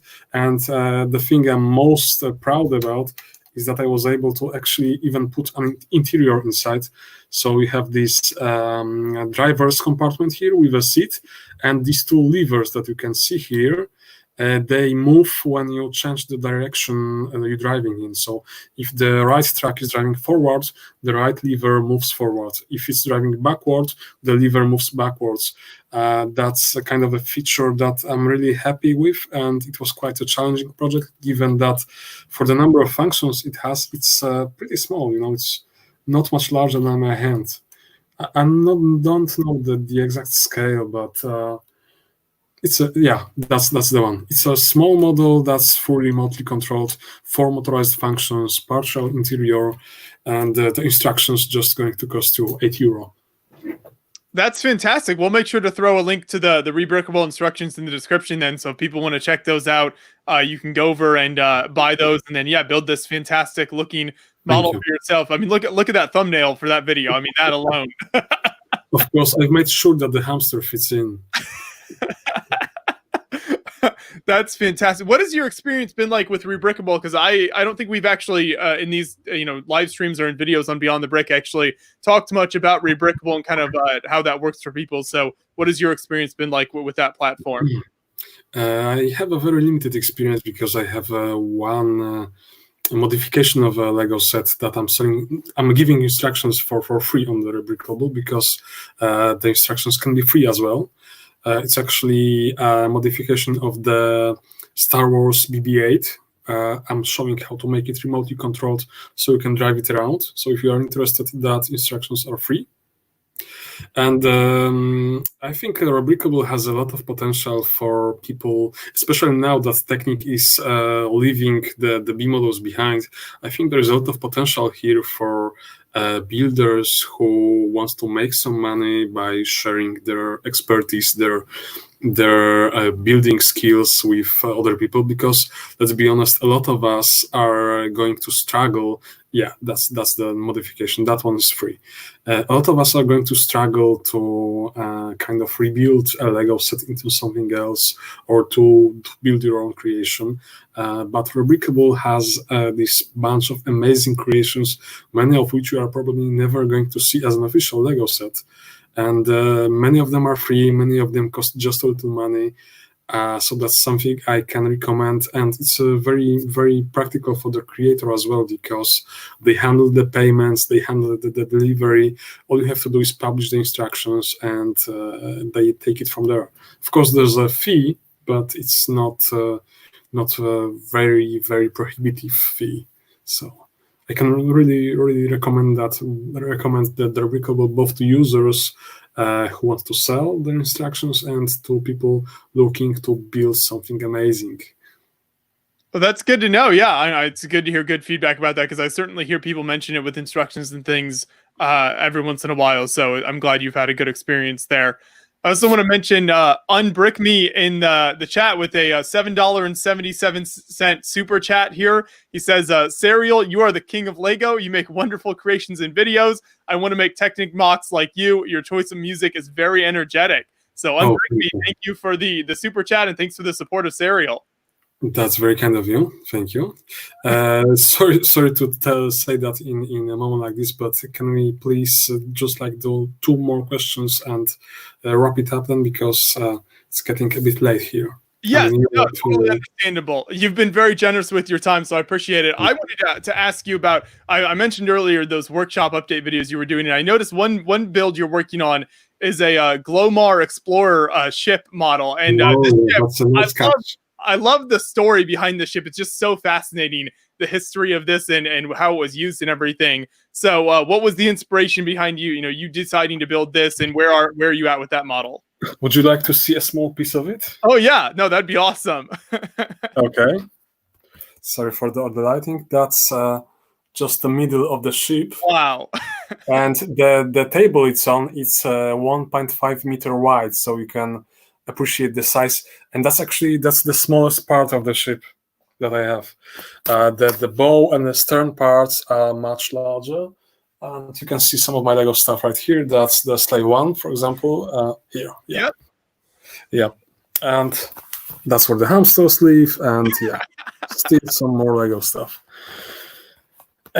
So basically, going back to your question, the Glomar Explorer is a commissioned build. That was not my idea, but that was suggested by a very kind gentleman from Germany who paid for all the pieces. And I got a little carried away with this project, I'm afraid, because the finished ship is 3 meters long. Wow. This is one part here, but the rest is on my balcony because I can't find any room inside the house, really. So it weighs about 50 kilograms, and I'm going to film it in a swimming pool because the model floats, and it floats because it has been built around these big blocks of isolation foam. So the idea is that the isolation foam is going to keep it up, floating on the water, not sinking, hopefully. That's the plan. And the goal was to really recreate the functionality of the real Glomar Explorer, which was built, as you know, to recover a Soviet submarine from a depth of around 5 kilometers, if I remember correctly. That part I've shown you before, it has a grabber that you can lower into the water, and you can actually grab a model of a submarine in it. And the plan is to do that in a swimming pool with the submarine sitting on the bottom. I'm going to, put the ship over it and try to recover the submarine and film the whole thing. So if the weather permits, because we have some crazy weather right now, it's going to be finished within a week or 2, and then you can look forward to the video on my channel. It's the most, it's the craziest Lego project I have ever built, and it would not be possible if I had to build it myself, because the pieces alone, I think we are in the area of around 4,000 euros right now to build a model so big with all these functions. And it's built really just out of the Lego pieces, except for the isolation foam. It's all Lego pieces. The entire hull, everything is Lego pieces. I had to buy, for example, I believe 20,000 2x4 bricks, or maybe 30,000. I don't even remember anymore, because very large number. Yeah, I just have these bags that have like 1,000 pieces each, and I have quite a number of them still here. So it's a crazy project, and I'm grateful for the opportunity to build it, because again, that was only possible thanks to a sponsor. Right. Well, yeah. Thanks to that sponsor for helping you out, and I can't wait to see the finished video for that project. For people who aren't familiar with the story behind the Glomar Explorer, you should definitely go Google that. And crazy. I actually had a lecture when I was presenting the model. I also have had a lecture about the story of the Glomar Explorer, and I'm planning to publish that lecture as well. Perfect. Sounds good. We'll look forward to that. But I think that'll wrap it up for us then, Sariel. So I don't want to keep you any longer. You've been very generous with your time and answering our questions. You're very generous with having me here. For sure. We're happy to get your thoughts and answering everyone's questions in the chat. I think there's a lot of people who for Technic, it's a little scarier to start launching and building some of these bigger sets. So thank you for all of your feedback and your advice to everyone who's been watching. And, sorry for any people who wanted to ask something and I wasn't able to answer, but we do have limited time. And again, I have a family to take care of. So thank you for your understanding. And maybe we can do it in the future again. Yeah, no, hopefully Absolutely. we can have you back on. That'd be fantastic. And if anyone does have questions, you can certainly always go over to Sariel's channel, leave comments on his videos or check out his content there as well. And certainly go check out all of his stuff. We'll make sure to put a link to Sariel's channel in the description of this video as well. So if you haven't seen his videos, check it out. Whether you're a Lego fan or a hamster fan, kind of both fandoms. If you're a hamster fan. There's something for everyone over there. But yeah, thank you so much, Sariel. I really appreciate you chatting. It was great to finally sit down and get to talk with you here. Likewise, it was great to talk to you too, guys. And especially special thanks to John. Yes. Oh, yes, for sure. Always behind the scenes, but doing the hard work, sharing the videos and everything. So John, keep the show running. Okay. Thank you very much. Yep. Have a good night over there, and we'll talk to you later. Have a good one. Thank you. Thank you. Thank you. Yeah. Thanks so much to Sariel for joining us. And I hope everyone in the chat was able to leave their questions. We tried to get as many answered as possible. So appreciate everyone's feedback and taking the time to ask your questions there. Till the wheels fall off. Am I right, Joshua? How are you doing, Brian? Goodness gracious. Do we need a sleep schedule for you to get... Well, I was more referring to the live stream, man. I don't know what's going on there, man. But hey, I haven't been paying as much attention. I did see where you and John going back and forth. Has it been going down a little bit? Yeah. So it might have been because we were playing, or John rather was playing some of his videos, but I don't know. Whatever. Mike was having some issues the other day too with like stuff like that. So YouTube is probably just like an overdrive, like flag it, whatever, So who knows? Yeah, that's unfortunate, but I hope it was up most of the time so people could keep watching for as long as possible. Oh yeah, no, it's all good, and hopefully everybody's been hanging in there and doing well in the chat as well. Yeah, no, it was good to hear a lot more about Technic. I'm not the biggest Technic fan in the galaxy, but it's a much different approach than normal Lego for sure. Yeah, it's certainly something I really appreciate, like builders who use Technic in terms of what Sariel does, or really impressive mock builders out there, and I like covering those at shows and stuff. But like just personally for me, yeah, it can definitely be a struggle building some of the bigger Technic sets and making sure you get all of the pins in the right place and everything. That's not always the easiest.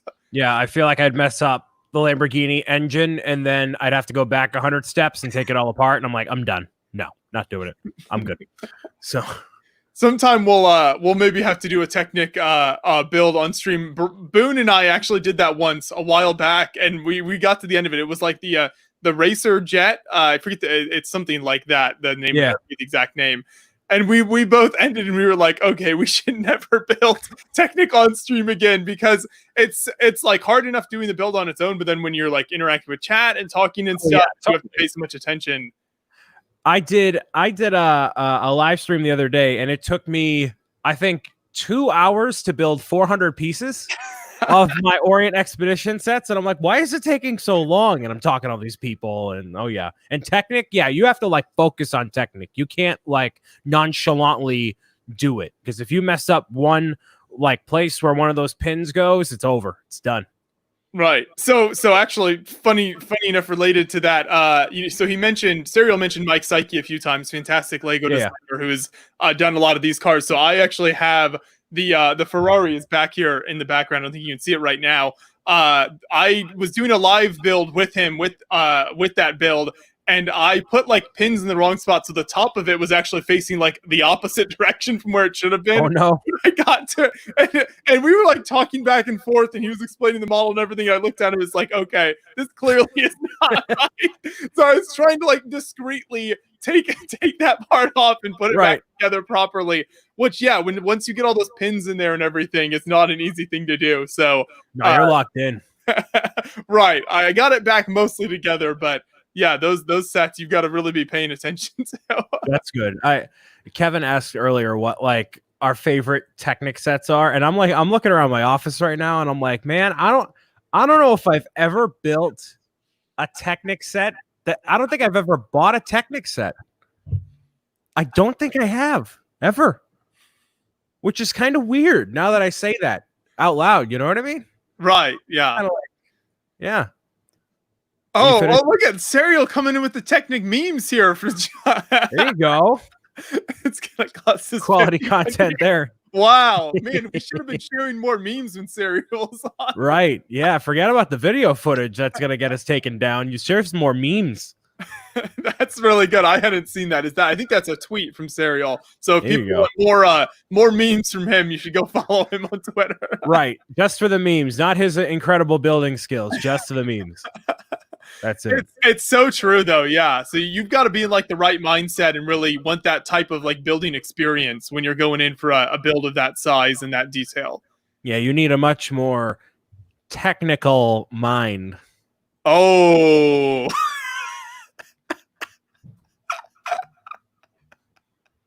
thank you for that, Brian. You're welcome. I think we need that. So, yeah, the wheels are still on the Caravan. We're still rocking. The Oregon Trail is still being pursued here. I didn't know what else you had in mind for discussion, for things to do. I mean, hey, what got announced earlier today? Do you want to talk about that? Oh, definitely. So yeah, I was gonna bring up the ideas stuff. Are you talking about the ideas stuff? Yeah. Earlier, but I knew Sariel had limited time, so I didn't want to time with that. But no, definitely, John can certainly pull up photos of that, and we can photos, not video. Yeah, not video. Yes. Don't play any scenes from Home Alone. Don't play any scenes. But for people who haven't heard yet, we can run through. So the latest Lego Ideas like official sets was announced today, and this was the sets from the last review period of 2019, I believe. So the sets that hit the 10,000 votes in the last period of 2019 are what they were announcing. Is that right? Yeah, so I believe the next review period is when we'll see like the Cybertruck from Nick and things like that. Mm-hmm. So this was the last of 2019, and there were, I think, 12 or 14 models. Yeah, it sounds like 12. I want to say 12, something like that sounds right. So these are the ones down here, and as you can see by the image, there are 3 chosen projects. One of them is the home. Well, we'll go, I guess, bottom up.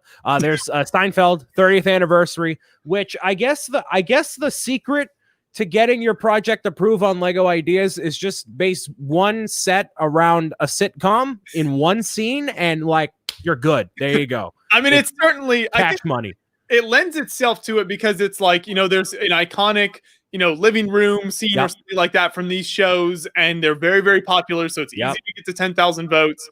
So I think it lends itself nicely to that. I should mention for this design, Brent Waller, an Australian builder, did this. He's the same guy who designed the Ghostbusters Ecto 1 years and years ago. I think that was one of the first idea sets, actually. So he's coming like full circle here. And I actually interviewed him a couple weeks ago on our Ideas Spotlight stream. So if people want to hear more about, kind of his, he has a bunch of different designs actually on Ideas right now. Just his approach to his Ideas projects and everything. You can definitely check out that interview because he had a lot of good kind of behind the scenes with his content. But yeah, this is his Seinfeld project here.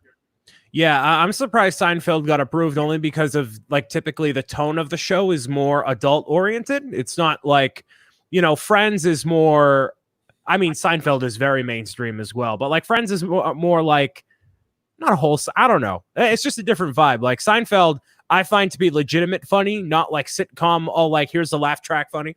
So and like the Jerry Seinfeld, everybody, the whole cast is great. So I'm surprised, but I'm welcoming it, man. I love Seinfeld, and it falls in line right with Friends and with Big Bang Theory. So that leaves me to believe, all right, what's the next one? What's the next living room, apartment building? What are we looking at here for sitcoms? I don't know what's left.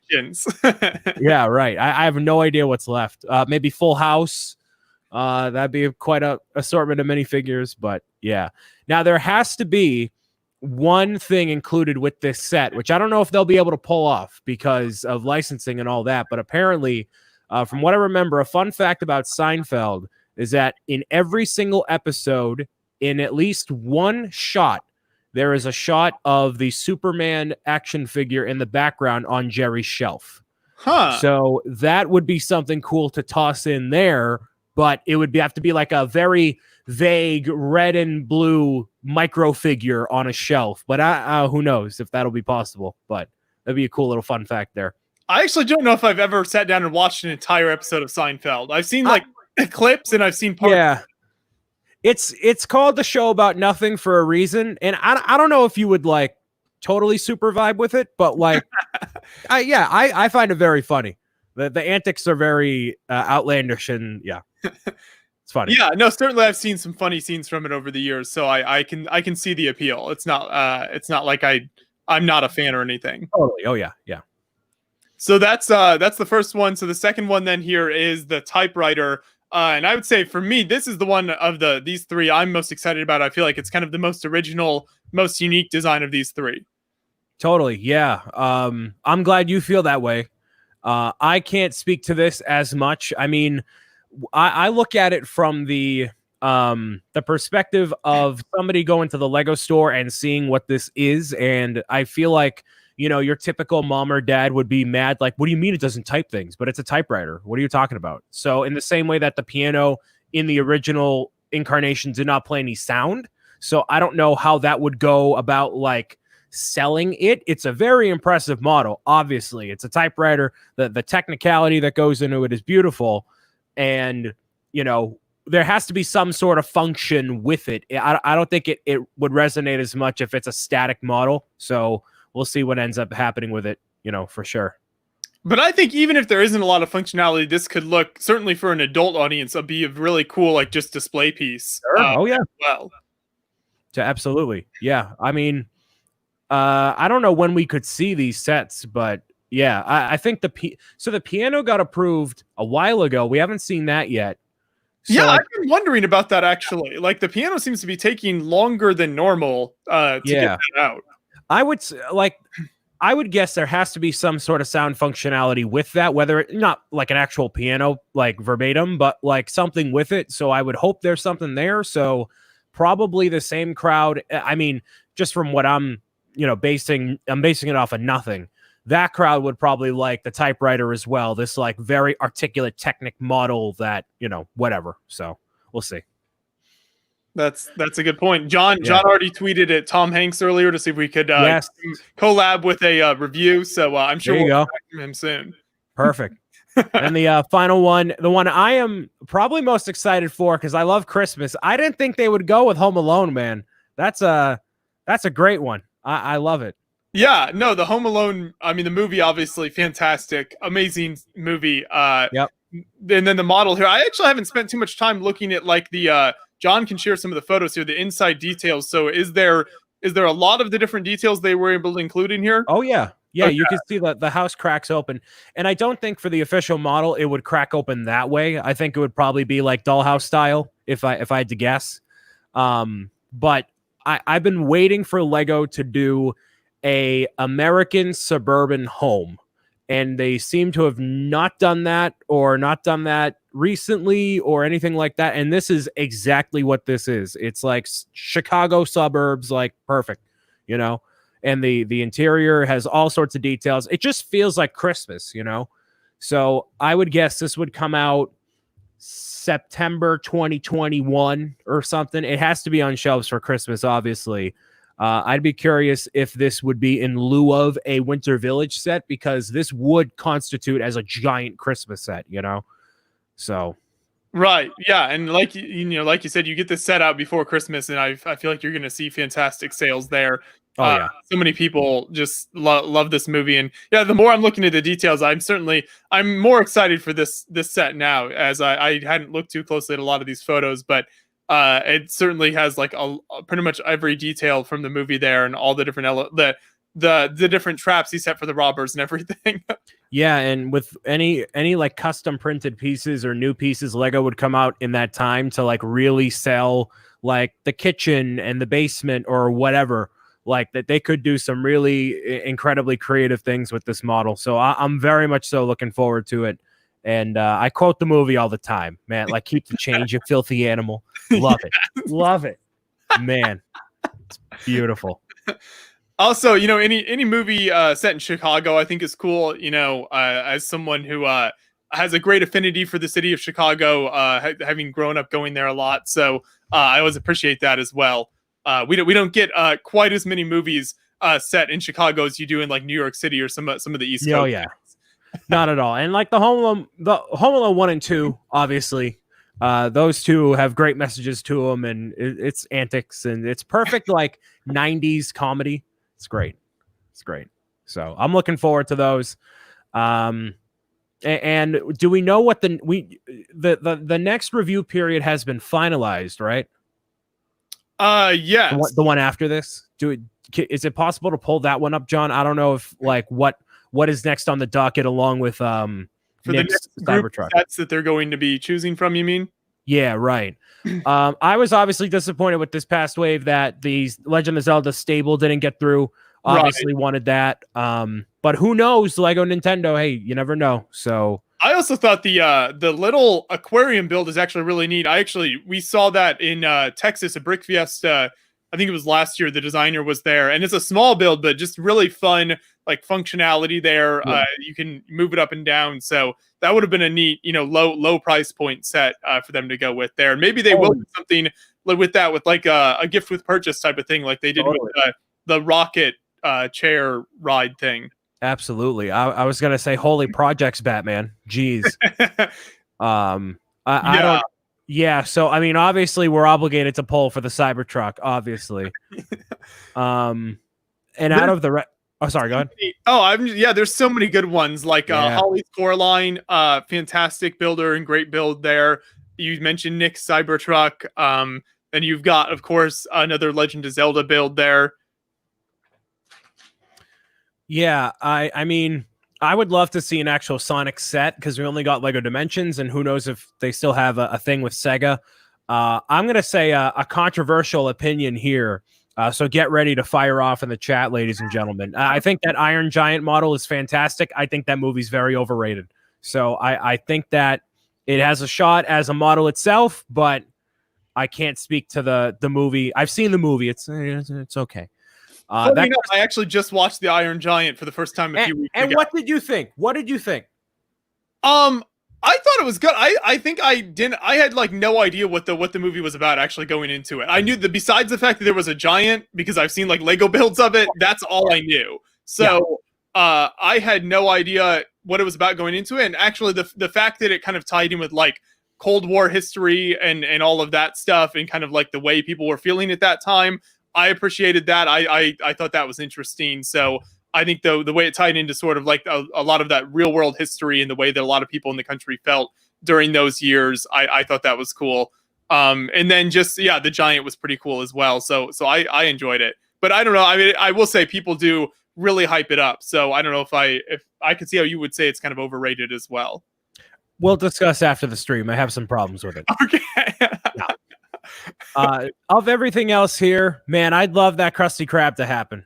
I would love it. I have like zero connection to SpongeBob, unfortunately. So like whenever did you have a childhood? SpongeBob was not a part of my childhood, and so like when Lego released the official sets or like this project, I just have. I know I feel like I should care, but I don't. Jeez. All right. Well, I guess. What are the other ones that are over here? The Chitty Chitty Bang Bang car is still one of might be my favorite from all of these. I don't know. There's so many good ones though. I don't know if I can choose a favorite, but that is something I do have a really strong affinity for from my childhood, and just would be so awesome.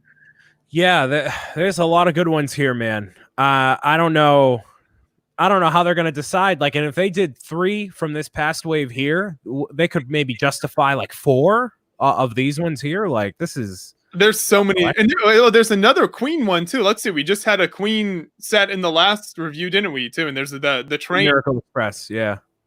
So I guess that's a bit of a trend there. Sure. Oh yeah, absolutely. And like Indiana Jones, I feel like that could come back. You know, in terms of an actual licensed theme, you know, happening again. It also has the I glanced over it at first because it's smaller thumbnail there, but is that the ancient Roman city like micro layout? The one build there, it's hard to see with the historically accurate Rome. Yeah, well that obviously would be awesome for me as well. I actually forgot that one was in here, but as I've mentioned in the past, my number one theme that I think Lego should do would be like an ancient Rome or ancient Greece theme. So even though this is micro scale, you know, I'd like to see some like actual like minifigs and minifig scale buildings, but that would be a good start to see something like that. So I don't know. That's such an expansive build, though. I would be surprised if they would choose to go that direction. I'd like to publicly call out in the chat. Andres has commented, "Get in here, get in here." That's right. He says he. I forgot we have an exclusivity contract where we only talk about ideas, projects, and hotel rooms. Let's go. Come on, rent the hotel room. Let's go. Let's go. Yeah, I don't know. So that's coming fall 2020. So 3 months from now, we'll see. I want to see whatever sets are, you know, due out. Sesame Street, that's exciting. The piano is exciting. I don't know what else is in the tank, but there's a new hotness coming, obviously. Eventually. I did want to ask you. So one of the projects in that review there, I think, is the like the duck or something. Untitled Goose Game. Yes. And we actually, John and I talked about this with Andreas a while back on a stream. We were talking about these projects. None of us could figure out what that is or what the point of that is. And the build is like so simple looking. Yeah. I just don't see the appeal there, but. So Untitled Goose Game came out in I forget exactly when. It came out during a time when that was the hot game. And as it is with video games, even Animal Crossing right now, like a game is hot, like super, super hot. 2018. Okay, Jeff. It's super hot for about 2 months and then it's like, you know, gone. Right.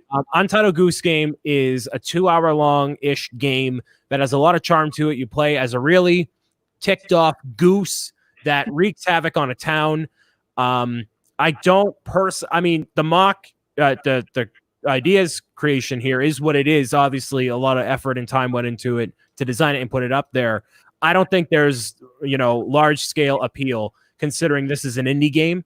And in terms of public consciousness, I don't think it like would catch on in that way. I think this is a situation of, all right, well, it's popular. You share it on the IGNs, the Kotakus, the whatever, and then there you go, done. So I don't think that it would go through personally. I like the game and it's fun. It's got a lot of charm to it, but you know, I guess we'll see. It was an independent game, not released by any big. Not a big studio. Okay. Yeah, it's a very small game, and I won't spoil what the game exactly is, but you're going through the town and you're trying to get to an endpoint, and it's a very contained experience. So there's definitely other ones of these projects that I would believe would sooner go through than this. Yeah. Thank you for that explanation because we couldn't figure it out with Andreas and he was helping us out. Yeah. And it's called the Untitled Goose Game. That is not the name of the game. It is just called Untitled Goose Game. Like the game apparently does not have a name, as the developers have said. So yeah. I mean, I played it, I liked it, but yeah. Do you have recordings of you playing it on your channel? Maybe I'll have to check that out. Yes, I do.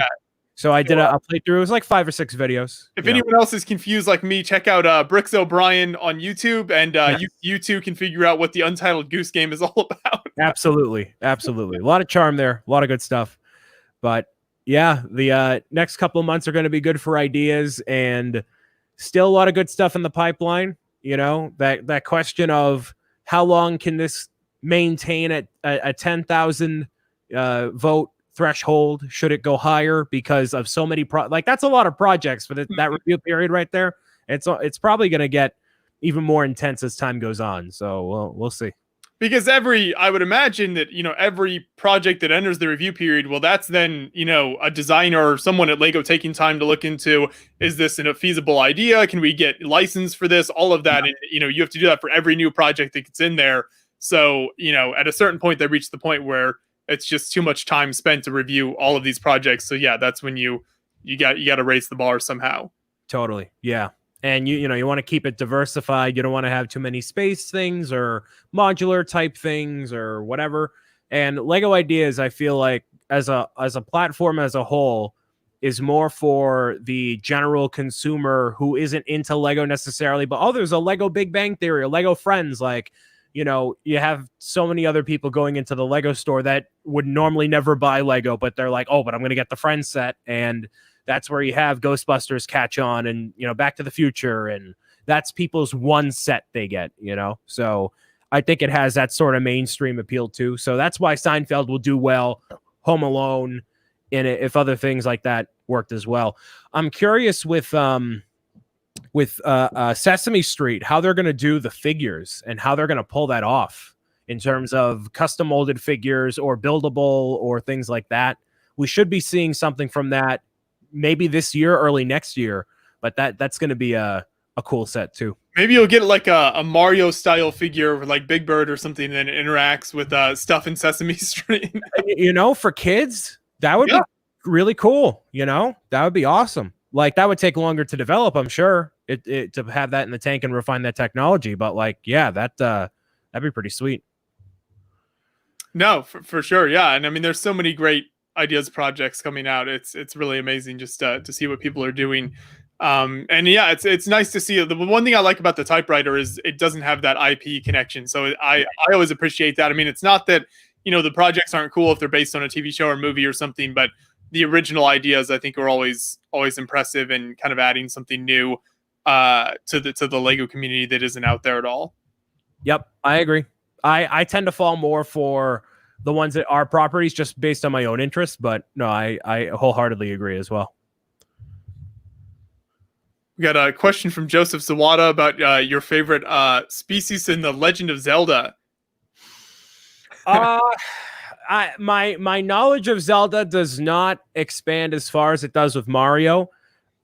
You may be distraught to hear that my first Legend of Zelda game was Breath of the Wild.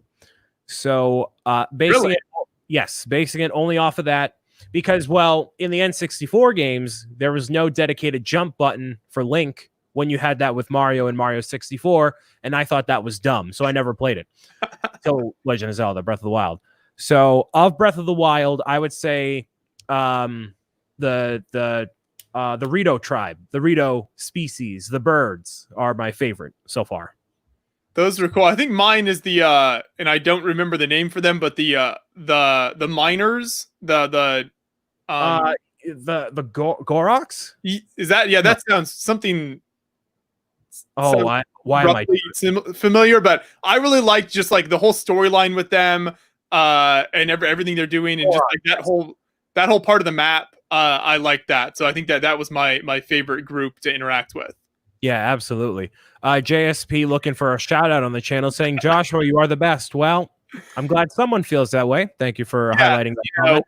At least somebody in the chat appreciates it. There you go. Gorons, there. Yeah, there you go, Joseph. I like that. I like that interacting with them. The desert people. What was their name? Gerudo. Yes, that the beast you have to get near them is just so difficult that ruined them for me.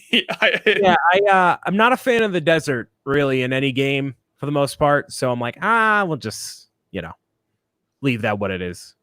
But yeah. Just in time to add his thoughts. Here's Vision Bricks. Hello there. Have you played? I can't remember if we talked about this. Have you played the Breath of the Wild game? No, I haven't actually. Okay. I don't have a Switch, so eventually I'll get into that. We know he likes 80s movies, and that's about it. That's his knowledge, and that's fine. That's fine. Oh man. It's all good. So how are you guys doing today? I'm alive. You know what I mean, man? As you. Yep. Yeah. The wheels fall off, as they say. Oh, man. Brian, man. Love it. I love it. Right. So wait, Kirk. Yeah. What are you working on, sir? What am I working on? First, I've been working on this for Ooh. That's wow. few days. That sword is a lot bigger than I thought. I know, Wow. right? So I finished it today. The final parts came in, so I can work on the video announcement this week, hopefully, and get that out. I was thinking going like an 80s sort of retro toy commercial type thing. I think that'll be an interesting aspect to Because go you for. like the 80s, I remember. Yeah, Right. yeah. Of course, who doesn't? Who doesn't know that about? Great. Oh man, but no. So that's what I've been working on, and I mean, so far, I don't think I've forgotten anyone else. I haven't checked Rebrickable to know like if anyone else has seen it, but I have been sharing it on social media and stuff like the instructions and stuff. So Ooh, hopefully that'll go. That looks Yeah. good. You know, That 80s vibe, dude. That branding. Oh man. Love it. So yeah, so I did like this because I tested out the whole pre-order idea. I think there's another way I'm going to try it out next time I release instructions, but so far I know Brian picked up his, so that's good. And then another person in the community who goes by the name of Brickitecture, he picked up his as well. So the idea was whoever was to pre-order the instructions for the sword would get the Hall of Armor instructions I made a while ago included, and then the instructions for the display stand included as well.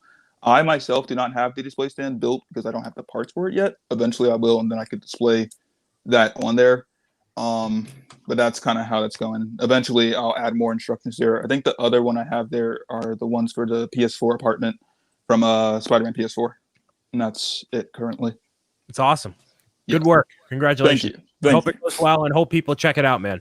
Yes. Oh, do you have absolutely. I don't think we ever saw your finished alien build on the stream here. I saw photos of it. Do you still have that?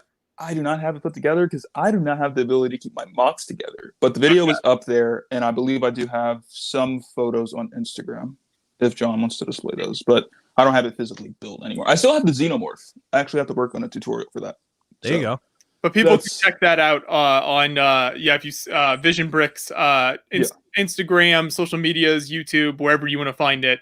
Because I know you talked about that on some of the streams in the past. Yeah.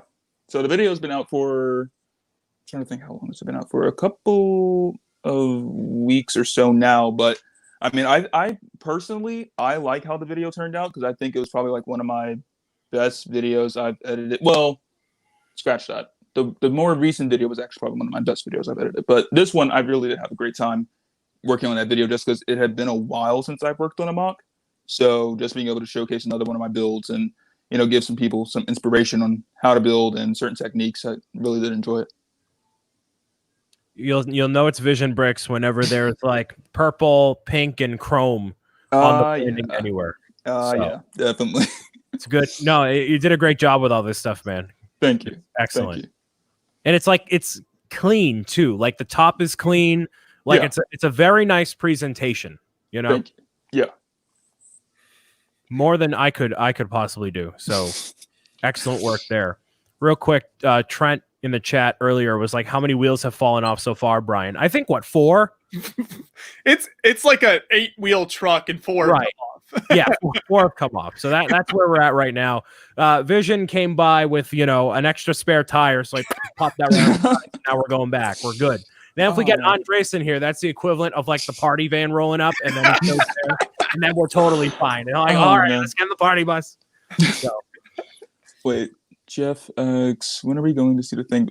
Oh man, he's messing with me again. He tried this the other day in Mike's stream. So he was trying to get me to think that I had promised a Predator build. And I was pretty sure I never promised this, but he kept trying to push it. And I was like, wait, did I actually say that? I feel bad now. But then he was like, no, I'm just messing with you. I'm like, I knew I wasn't crazy. I didn't promise that. He's like Oh, man. psychologically torturing you on your Yeah, I know. Oh man, putting my own hobby against me. How dare you? Well, then, if that's the case, well, then what is the next project? Do you have anything in mind? I'm not sure. I'm still like getting in that stage because, like I said, it's been a while since I built like anything besides the Ronin sword. I don't count this because I've made this mock already. This is just the improved version. So since the alien mock, I haven't had any ideas as of right now. Normally, what I like to do is I don't like to rush anything because then I feel like I'm pushing myself too hard, and then the mock's not going to turn out, or the video's not going to turn out the way I would like to see it happen, and really show all my effort there. So I like to take things gradually. Eventually, I'm going to think of a mock, and then be able to work on that. I think this week, it's either going to be the video announcement I'm going to work on for the Ronin Sword, or I'm going to work on the tutorial video for the Xenomorph this week, and then hopefully throughout that process, I'll think of something. And those will go to shows when they are back online. Hopefully. I think definitely I would probably work on some mocks and see what shows. I think next year we'll definitely see more stuff in regards to conventions. Hopefully, but this year does seem pretty empty for like the rest of the year. Yeah, unfortunately. Gonna keep this quarantine cast going up until the the final one should be the 24-hour live stream. Then it's over. Hey, that's not a bad idea actually. And I will not be the one there co-hosting.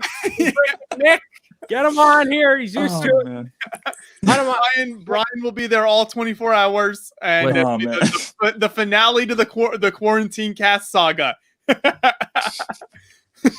So I know you guys were talking about the idea sets earlier. I personally am excited for the Home Alone set. I really love the detail on it. The typewriter, it's an interesting model. I do like one-to-one scale models, just being able to recreate certain, realistic models out of Lego, but it's not one I'm that excited for. And then you have, what was the other one? The Seinfeld one. That one's good. I do like the idea of, recreating iconic sitcoms or just, cutouts of certain stuff from TV shows. I like that idea. So it's definitely one that I would like to pick up along with the Home Alone set when those release. Yeah, Brian will have to do the Seinfeld review. yeah, we'll have to have Brian do that one because I haven't watched that much Seinfeld. I've just seen a few episodes here and there, and then clips here and there, but that's about it. So I can't. Neither of you know what Festivus is. I actually have heard of that. So there's like certain elements of that show that are so well known that they transcend people watching the show. So I am familiar with that actually because they've entered like the broader cultural zeitgeist. Right. So Seinfeld as a show, if you haven't seen it before, the perfect embodiment for like the type of humor that it is, and it follows each of the different characters throughout one episode, and they all kind of convene at the end of it. So one of the episodes, I forget who died. It might have been George. I forget who, but he gets a cast on like his like these two fingers here or something. Mm-hmm. But the way the cast looks when he holds it up, it looks like he's flipping someone off. So like he's driving at one point, and then he goes to thank someone, but he holds up the cast arm because he can't. And then the guy's like, "This guy's flipping me off," and then he chases him down into a gas station. He's like, "You're doing that?" And it's a whole. I didn't know that. I'm not gonna get cast him. It's a whole big thing. Like that is Seinfeld humor to its George. Okay, that seems like a George Costanza. Everybody has George Costanza in their life, and it's amazing. I love the. We just need you to reenact the episodes. Actually, forget reviewing the set. We need. I'll do the intro. Give me like a little bass guitar. Ding, ding, ding, ding, oh man, perfect. Did you watch it like growing up as a kid, or did you get into it later? I mean, I kind of did. That's how I ended up the way I am today. My grandfather really liked it, and so like I rotated between all the different shows like that. So like Seinfeld, Friends, Big Bang Theory, King of Queens, George Lopez, Full House, 2.5 Men, all of those just rotated, just like in and out. Roseanne, Full House, all of those like that. And that. You combine all those together, and that's how we got the Brian that we see today on our YouTube screen. It's great. Yep. So, I have a fairly decent knowledge of all of them. Seinfeld is definitely one of the more Like no love for Frasier. Unfortunately, no love for Frasier. Or Cheers. I never watched Cheers, even though that takes place in Boston. But Seinfeld was such a moment because the finale aired in Times Square. I don't know if you guys knew that. Like, it was such a big phenomenon that people would like stand in Times Square and watch it with captions, and like, because it takes place in New York and everything. So it was a whole big thing. Yeah, no, I mean, it certainly has been like a cultural phenomenon when it was out and still today. So I understand why people are so into it. I have actually seen a few episodes of Frasier, and I actually have enjoyed those from what I've seen. So yeah, you seem like a Frasier kind of guy. You know, I don't know why. From Hey, you know, I've seen bits and pieces, I think, but I never got like into it. You know. Yeah. Apparently, according to Alyssa, kids love Frasier. Do they? Do they? like little 4-year-olds are just like, can we turn off Paw Patrol? I want to see Frasier. Can we watch Golden Girls? What? Been 2 projects on that. What are you talking about? No. It's over. It's done. Not doing it. Oh man. It's like, wow. What else? That era. I'm gonna look up like. Here we go. Of all those shows you mentioned, Brian, is Seinfeld your favorite, or can you not really choose a favorite? Do you just? No, I'm gonna look up sitcoms and just like go through it because we got nothing else to do, right? Wheels are still going, ladies and gentlemen. Friends definitely was the one that was like most mainstream, like that. I don't know. Like, I feel like everybody wanted to have a friend group like Friends to an extent in some way. While you're looking this up, I'm gonna get something to drink real quick. Sure, right. This conversation isn't that interesting. I'll take charge here. We have The Office. Obviously, The Office. Oh, that's not a sitcom, really. Yeah. Full House, Home Improvement. Obviously, Parks and Rec. Arrested Development. That is a more niche one that I feel like people aren't too big on. I really like it a lot. That's my kind of humor. Obviously, Golden Girls, Frasier, Oh, yeah. Ellen. I never saw Ellen. I think I've only seen like 1 episode, maybe, but not like much of it. Yeah, right. What about you, Vision? Any particular sitcoms that you were forced to watch as a kid, or you liked? Full House, definitely. Yeah. The Office, I just started watching that, like binging that on Netflix. So I'm on season 4, I believe. I enjoy it. It's very funny. I'm trying to think what else. Golden Girls, because mainly my mom likes that show. I know she watches Roseanne, but I haven't watched any of the episodes. Yeah. I'm trying to think. I'm trying to think of them off the top of my head. I'm sure if you name them, then I'll know if I've seen it or not. But I'm trying to think.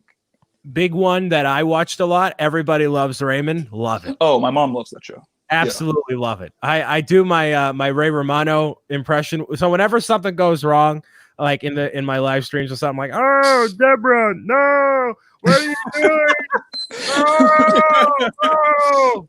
No. Like that whole thing. Like that's where I get it. And you know, it's that perfect. show is fantastic. My grandma loved that show. She would always have like reruns going at her house. So I grew up watching it at her house. That is the Italian household to a T. I can tell you. Oh man. Perfect. So there's still room in the tank. I want Lego Ray Romano just as much as everyone else. So let's get it working, ladies and gentlemen. Someone make it. Yeah, I'm sure we'll see more of that, and especially once people realize this is like obviously something Lego is into. Like you just build a scene from a sitcom, you get all the votes, and watch the set get made. So I'm sure we'll see more of it. Yeah, right. Just a matter of time, but yeah, there's all that, and then like in this list is The Simpsons, which I wouldn't count that, but Simpsons obviously had its run. Mm-hmm. That kind of wasn't there like a rumor that there's supposed to be like more sets or like a series or something coming out? I don't think so. I don't believe there's gonna be because it's been a while. All sorts of rumors. I know, right? It's like it's been a while since those sets came out. I don't think that's happening. No, I don't think so. Mm-mm. No, I don't know how well they did overall, but like, yeah, you know, you could do Moe's Tavern. They won't, obviously. Yeah, no. I don't know what else they would do. And Simpsons hasn't been in the public consciousness, I feel like, for a very long time at this point. So I don't know what would, you know, be the equivalent of that today. Yeah. I don't know. Did you see the Lego animated version that a fan made of the steamed hams scene? No, I saw the Lego Simpsons episode, but not the fan made thing. They're just like earlier this, like a week ago or something, or last few days, there's a guy named James Moore who's done a lot of really great like stop motion animation work. And he released, it's taken him a while. He released his it's like all the characters look like Lego characters, and it's not really stop motion, it's more animation. But it's very good. I never actually seen that scene from the show. And John and I watched it together and thought it was hilarious. But I've never, so like that show made me really, or that scene made me really appreciate like why people are so into The Simpsons. Like why? Because I never really taken the time to watch much of it, but that was really funny. Totally. Yeah, maybe like according to Jeff, there was going to be some more sets, but then the Disney merger happened, which kind of makes sense. I mean, now Disney would be in control of Simpsons, and I think they would sooner be like, let's put more Mickey and Minnie and not Homer. Yeah. But you know, who knows? I never got into Simpsons. I wasn't a Simpsons. Me neither. Like I haven't seen much of the show. I remember I believe I watched a movie a very long time ago, but I don't remember anything from it. I've seen maybe like 1 or 2 episodes, and then even those I don't even remember. Although I did watch, like, I think if it's like something that'll catch my eye, then I'll watch it. So I did watch the sort of episode that was like a crossover / parody of, I think that was Infinity War, that episode that they did. So I did watch that one. That was interesting because it had like the Russo brothers cameo and everything like that. So, I mean, that was interesting to watch, but I haven't watched much of the series. So that's kind of a tangent, I guess we can go on. That kind of ties into ideas as well. What Lego theme would you want to see come back? And because Simpsons obviously is done as far as we know for now. And what I want to see come back, and which ties into Lego ideas, if producer John wants to pull this up potentially, is I believe it's Mini Brick Productions, who's been in the chat a couple of times. He did Lego Avatar, the last project. That set is tell you perfect. Any influence and power I have in this Lego community, I want to channel that. That's the next thing. I'm gonna Kamehameha toward that. Yes. All right. Yes, you got your Mario sets, so now you're on to Avatar. Yep. I'm good. Listen, I can die a happy man, Joshua. I don't care anymore. Avatar, let's go. Make it happen. If people want it, show is great. Just get a Netflix series. Oh yeah, that's happening too. Make it happen. He did such a great design for Appa and like all the characters. That was like the next set that Lego should have came out with in like 2002? I forget. It was like 04, somewhere around that line. That would have been it, and then they never did it. So if they were to come out with one Avatar set, it would obviously be Appa. It would include all the main figures and do it up that way. Perfect. Done. And the show is getting very popular now over time of it being on Netflix and everything like that now, even though it did have a fan base during its original run. Sure. But now that, other generations, everything are starting to watch it now, I think it's kind of built even more of a fan base. So I think if Lego doesn't do that, they're definitely missing out on an opportunity. I think they should go for it during the next review stage or whatever it would be for that set, along with the other ones that they'll be picking. I watched the full thing recently, and I was amazed at how well it holds up and how fast it is, because so much happens in 22 minutes, because it originally aired on Nickelodeon. So Joshua, what do you know of Avatar? Anything? Yeah, I know like the basic characters a little bit, and I have like friends who've watched the show, and people keep telling me I need to. Yes. So I want to give it a chance at some point because it does sound good. It has so much action in 22 minutes, and it has so many good moments. And for me, when I watched it, I was like, all right, I wish this was a longer series, because there's some moments, and I'm not going to say anything in case somebody hasn't watched it recently or wants to rewatch it, that I could clearly tell, if they had more time to draw out this moment, this would be a total heart clencher and would have been even more of a powerful story to tell, because there are emotional moments. There's great. I know, right? Like it really, like, so Vision, have you seen all of it? I've seen all of it. Like, I just so we'll finished talk. rewatching it. I just finished Yeah. rewatching it this past weekend. I finished the Okay, final good. episode. So there's one moment specifically I'm thinking of that you can probably like infer. I think you're talking about that ending question at the final episode, right? No, not that. Okay, we'll talk. we'll talk afterwards. Yeah. We'll talk So afterwards. no, it's such a good show, and I think it deserves to have that set there, especially with the Netflix series coming out. It'll be good. The one thing we just won't talk about is I believe that was Jeff that mentioned. We just won't discuss the movie. Yeah. No, the movie is not good. Not good. Not at all. No. We're all set with that. Yes, this one right here. So cool. So cool.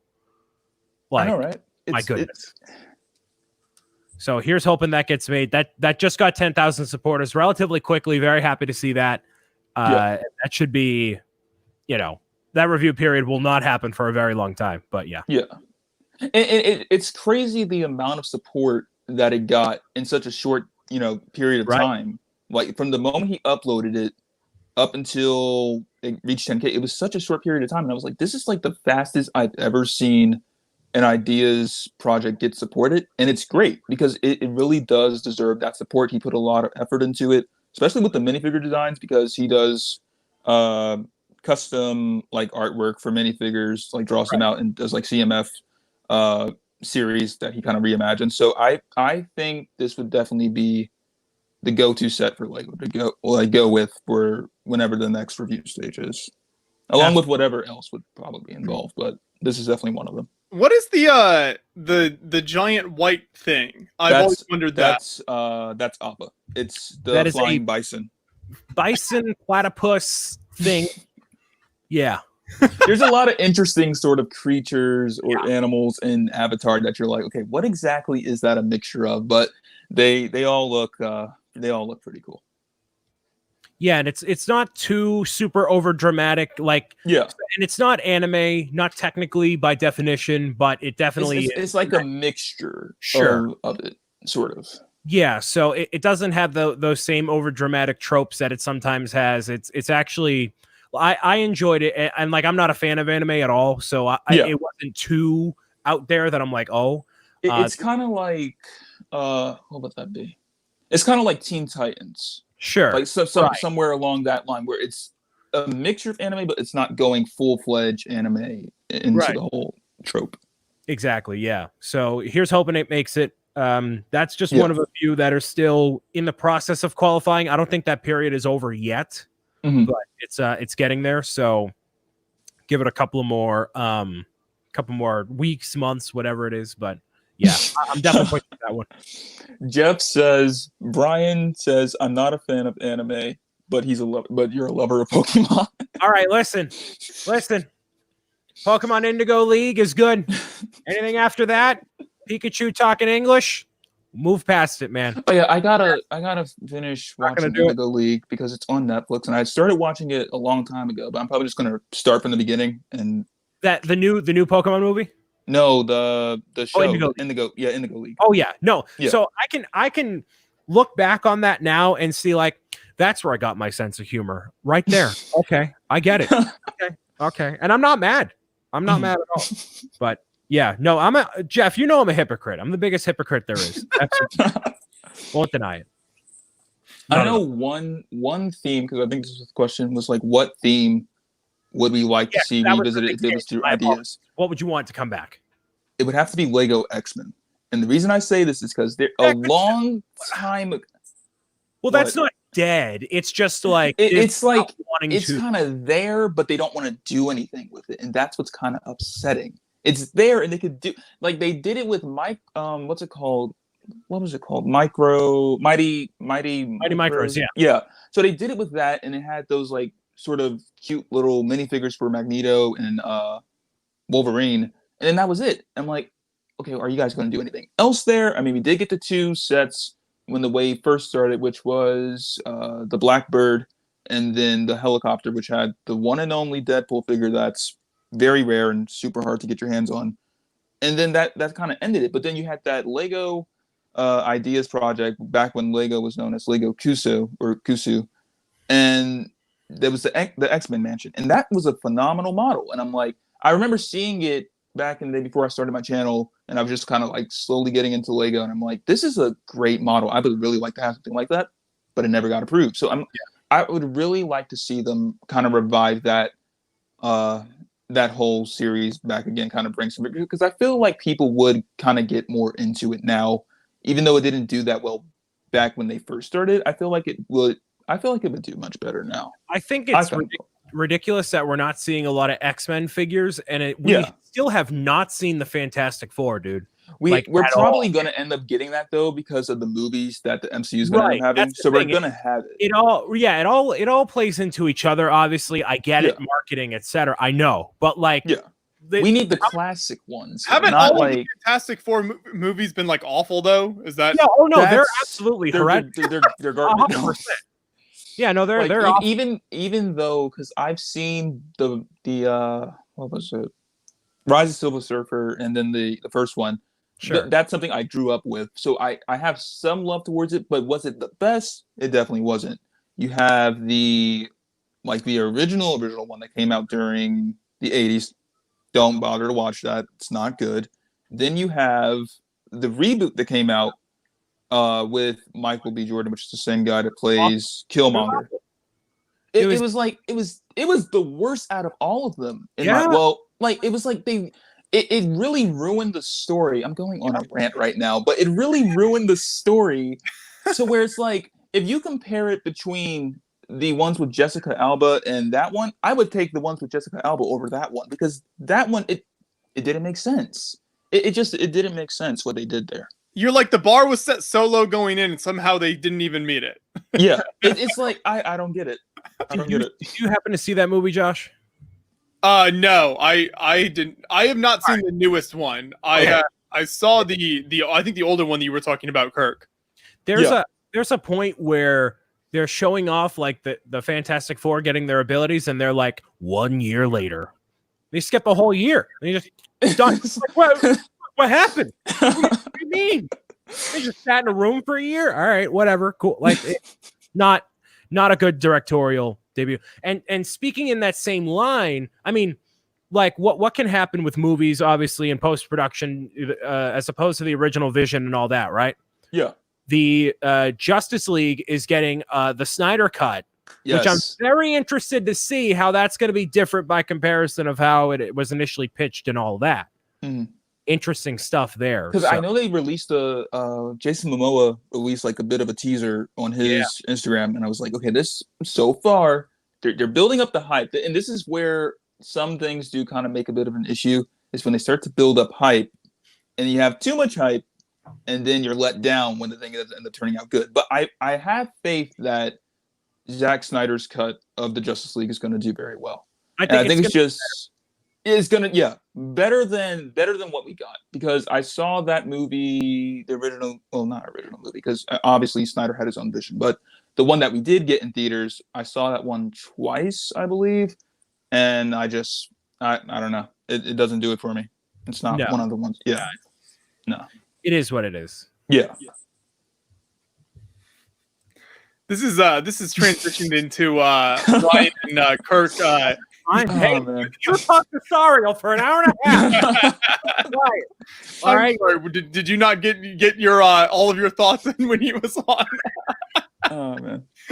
Well, but I love the dynamic of this show, this podcast, because Josh, you're such a professional. You ask a question, you get your act together, you have a rundown, and then I come in with like the funny questions or like break it up. So like you're talking about building techniques about the Liebherr crane and blah blah blah blah blah blah blah, and I'm like, Sariel, what's your favorite Technic color? I'm like, well, I'm gonna ask him that. He's like, I love that lime green, and then it's the big dissertation into the color differences in the lime green. And I'm like, well, you took that to a level I wasn't expecting. There we go. It was funny because I was planning to ask him about that, because that's obviously been like a big story around the Lamborghini. So when you brought that up, I was like, oh well, this ties in nicely. Yeah. Like the discoloration or the lack of color in Technic sets in general? No, the discoloration in the Lamborghini, the different shades of green has been like a major problem. A lot of people have been complaining about that. Really? Yeah. Huh. And then also, like he mentioned, the duck. Both the duck and the Lamborghini are the two sets right now that apparently I actually got the duck set in the mail, and I want to build it on a stream or something at some point. So I'll have to see how that looks when I open it. But apparently those two have had serious issues. Yeah, interesting. Yeah, I didn't know any of that. Like, I've never. I mean, I don't know how much I really pay attention to that stuff personally. Like, I don't know if I noticed a lot of discoloration consistently, even like recently. But that's interesting. Right.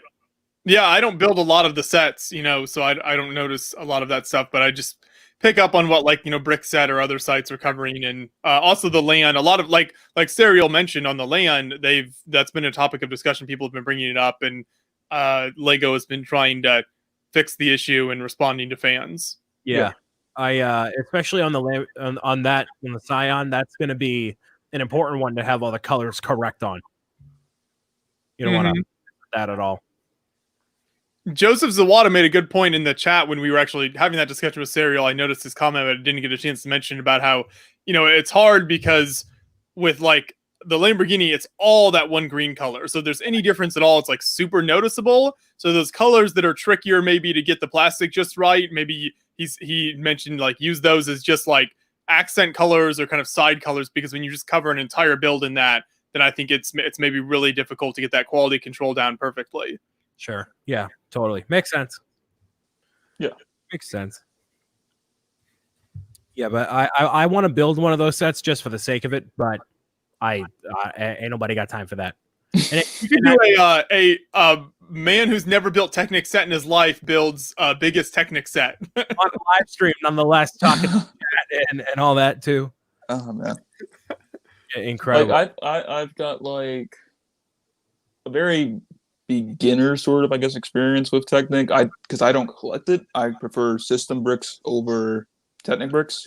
So it's kind of like, I don't know. Like, I feel like with Technic, there definitely is a huge factor of patience involved, and then it's also, I think it's just like for those people that really like are into functionality and, you know, gears and everything. Yeah. I feel like it's more geared, no pun intended, more geared at you know, those people that enjoy that type of stuff. Like my Technic collection up here is not like the most. It's just one of those stuff, or one of those things that I just kind of collected over time with like more smaller sets. Right. So that's just, my collection is not like the best, and it's very rare when I do use it in a build. It's got to either be mainly the bricks that just have the Technic holes, and then that's about it, or Technic pins, and that's kind of where I leave it at. So I don't use it as much, but I mean, it is an interesting theme. I do like the theme, and the cars that they release, like the larger scale cars, those are always awesome. Like maybe one day I'll just, you know, decide upon one to get and build it, because they look beautiful once they're done. It's just the patience factor that comes with that, having to, you know, build that entire model, because it's much more different from system bricks. Totally. Yeah. I was gonna say the recent, I guess not controversy, but you know what people were talking about with the Fast and Furious car was that people would prefer it to be a system brick set rather than it be Technic. And I've heard from more people's opinions that they're like, yeah, I wish it was a system brick thing. And like, I get why it's Technic. I don't think it looks awful, but then some people are like, it looks like there's holes in the side of the car. It's like, I mean, I don't know if that's necessarily it, but like it's a different building style, you know, it's a different vibe, different aesthetic. So like I've seen, I was talking to someone in the community, and they were discussing about the Fast and Furious car, because they actually built it, and they said it's definitely one of the worst. I believe they said this is one of the worst models that they've ever built, in terms of that's what they told me. And so they've built several different models, and they definitely do have a pretty interesting opinions on them. So they were like, this is definitely one of the worst models that they've ever built, in terms of, I guess it was in terms of Technic. I'm not sure if it was in terms of just sets in general, but I believe it's more in terms of Technic. And I could kind of see why, because I was looking at some of the infrastructure of the build, and it did seem like there are a lot of gaps, like here and there. I definitely do agree with the factor that it probably should have been a brick built set instead of Technic. Yeah. Like, I get the Technic idea, and it does kind of fit with the whole Fast and Furious team, and just cars in general. But I think System Brick probably would have been the better way to go. Brian, if you really want to be frustrated, you build a massive Technic set on the 24-hour live stream so that you're getting more and more tired. Oh, And then that's the real challenge. oh man. That was me with the Millennium Falcon. The UCS Millennium Falcon is like almost a Technic set because so much of it is Technic inside. And so I was building that. This was like 2 years ago now on the stream. Mhm. And yeah, that just gets like really frustrating for the whole interior of that. Yeah, a lot of the Star Destroyer was Technic too on the inside. Right. Like the parts that weren't Technic were that were substantial because like a lot of that is the plates on each of the four sides there, and then the greebling on the very sides of it, and then the command. But like all the insides are all Technic. Which, by the way, side tangent. I meant to probably say this in the beginning of like a stream at some point so more people could know about it. But Devin did get that Star Destroyer. He got it in the mail safely, and he rebuilt all of it. And he has 99% of the pieces, so he is very happy with this build. I want to share pictures and whatnot. I'm just waiting to hear back from him. But yeah, it got there safe, so it's a very good thing. And thank goodness it's out of my possession now. So. That's awesome. No, I'm glad he got it. Yeah, and I'm glad he was able to win that raffle, which ended up going over amazing. So we definitely have to do that some more in the future. Yeah, we'll see what other Star Wars sets Lego will send me that I'm not really that big on, and then all right, let's get out of here. It's all good. They'll come out with a ×2 scale UCS Millennium Falcon. I'm like, great, hey, here we go. So. I forgot to mention earlier, I watched a funny video. Do either of you guys watch Nathan Zed, the YouTube channel? Never heard of him. He makes some really good content. He made an Avatar video the other day where it's what the main character's name is it Aang or okay. It's like the video, the whole like plot of the video. No, wait. Brian just got you. It's not Ong, Brian. So that's how the movie M. Night Shyamalan decides to call the character Ong instead of Aang, which is how it's pronounced in the show. Okay. Yeah, it's spelled Aang, but in the movie he says Ong. Ong. It's like, what? Why would you do that? You're ruining the source material. So I wanted to throw you off. Anyways, I'm sorry. No, so anyway, the whole plot of this like video is that like he doesn't have his normal powers like in the show, and he can only like control useless things around his house. So I haven't even seen the show, and I thought it was funny. I gotta check that out. Send it to you, Brian. And it's great. Yeah, but a fantastic YouTube channel. His name is Nathan Zed. If people haven't checked him out, lots of funny stuff. Okay. Yeah. I do need to start watching it, especially if the episodes are short, because then you can like move through them pretty quickly. Oh yeah. Yeah, it's only not a massive commitment. It's only 20 episodes in the first 2 seasons, and then 30 total, 31 total. Yeah.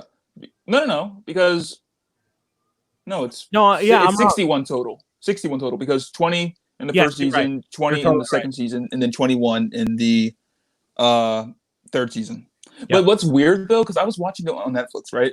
And I was on I think it was the final episode I was about to watch because hopefully that doesn't spoil it by saying it. What the episode is called, Sozin's Comment, that 4-part storyline. Like it had it separated on Netflix. But then I'm watching part 3, and part 3 is finished, and I'm about to hit next episode to watch the final part. And then all of a sudden it's like, this is not available on Netflix anymore. I was like, wait, what? What are you talking about? Yeah. Why? And then it merged it all into an hour and something. And I'm like, wait, why did you do that? So I had to go and, I was like, wait, what? I almost panicked for a bit because I was like, I'm on the final episode. How can you do that to me? Right. Oh, man. Got to get back to it at some point. Yeah.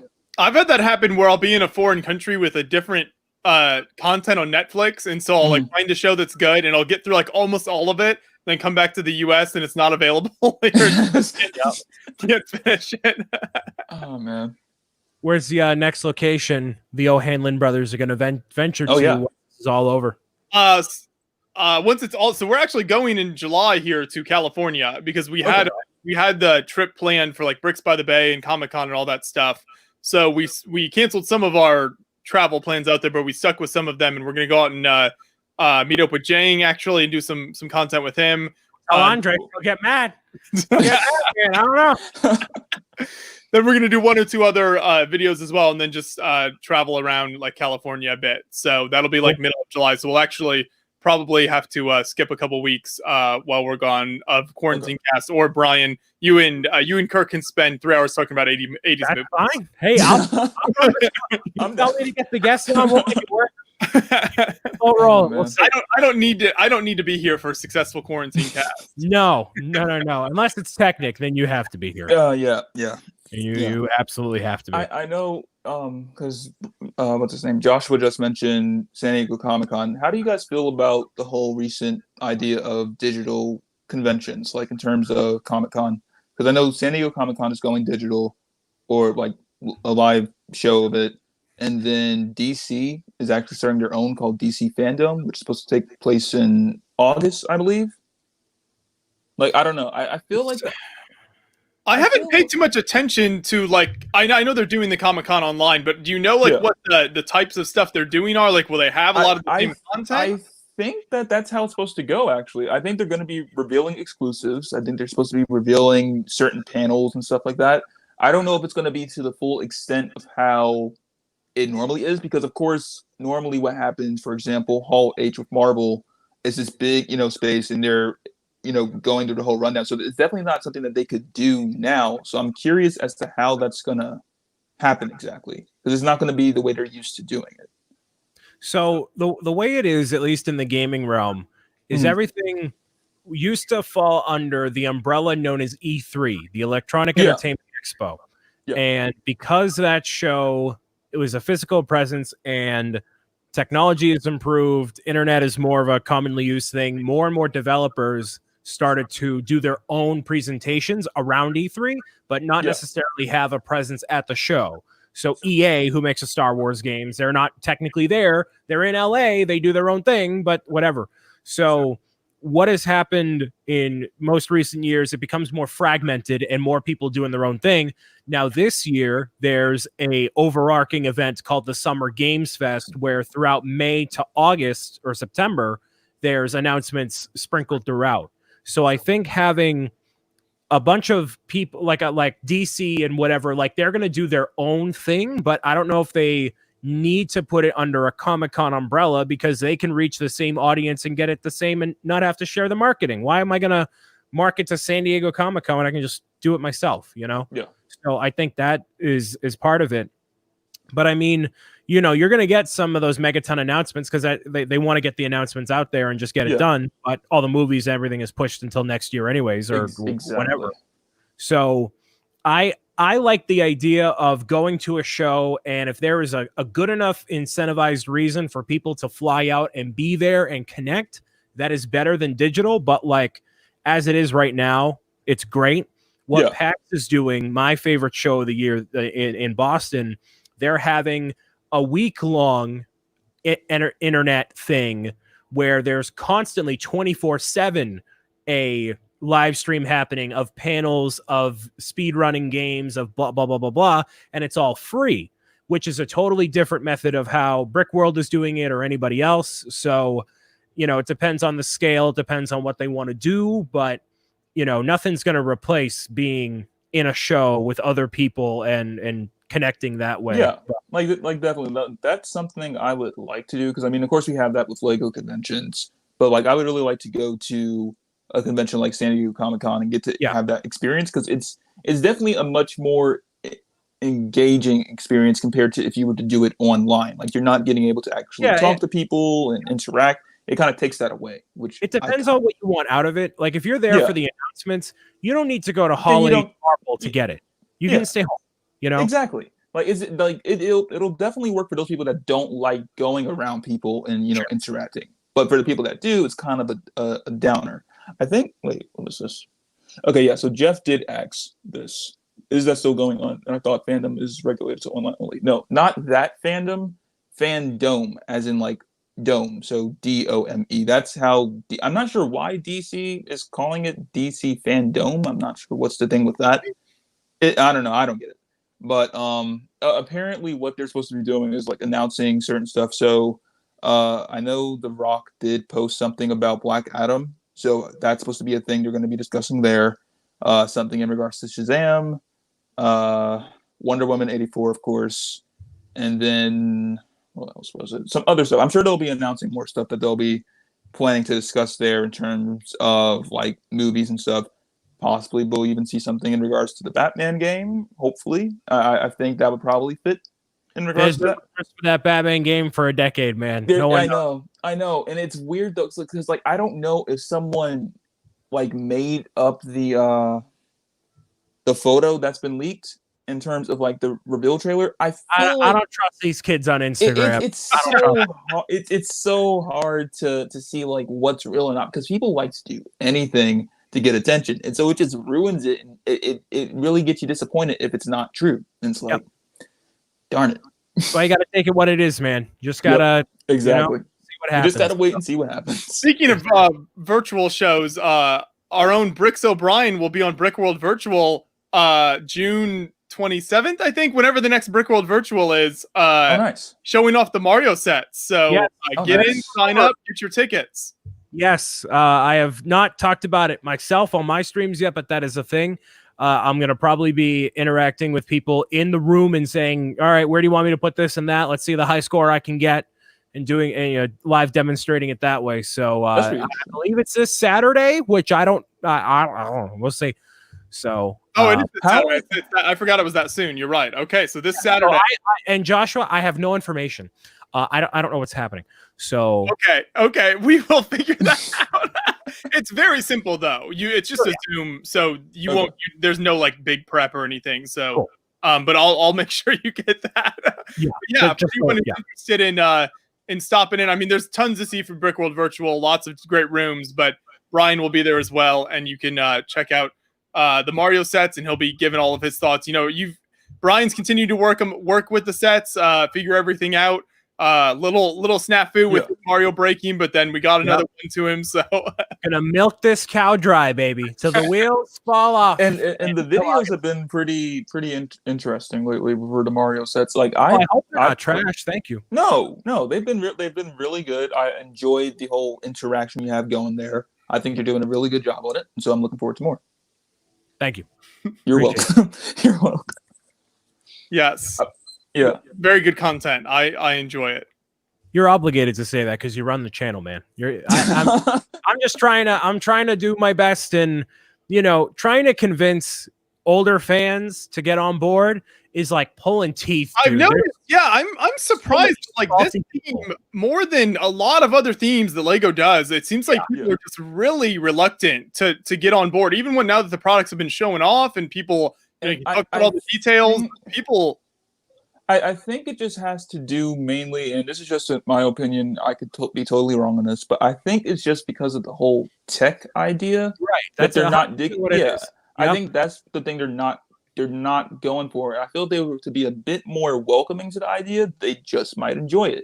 But I think the other thing also is that people were expecting to see physical minifigures.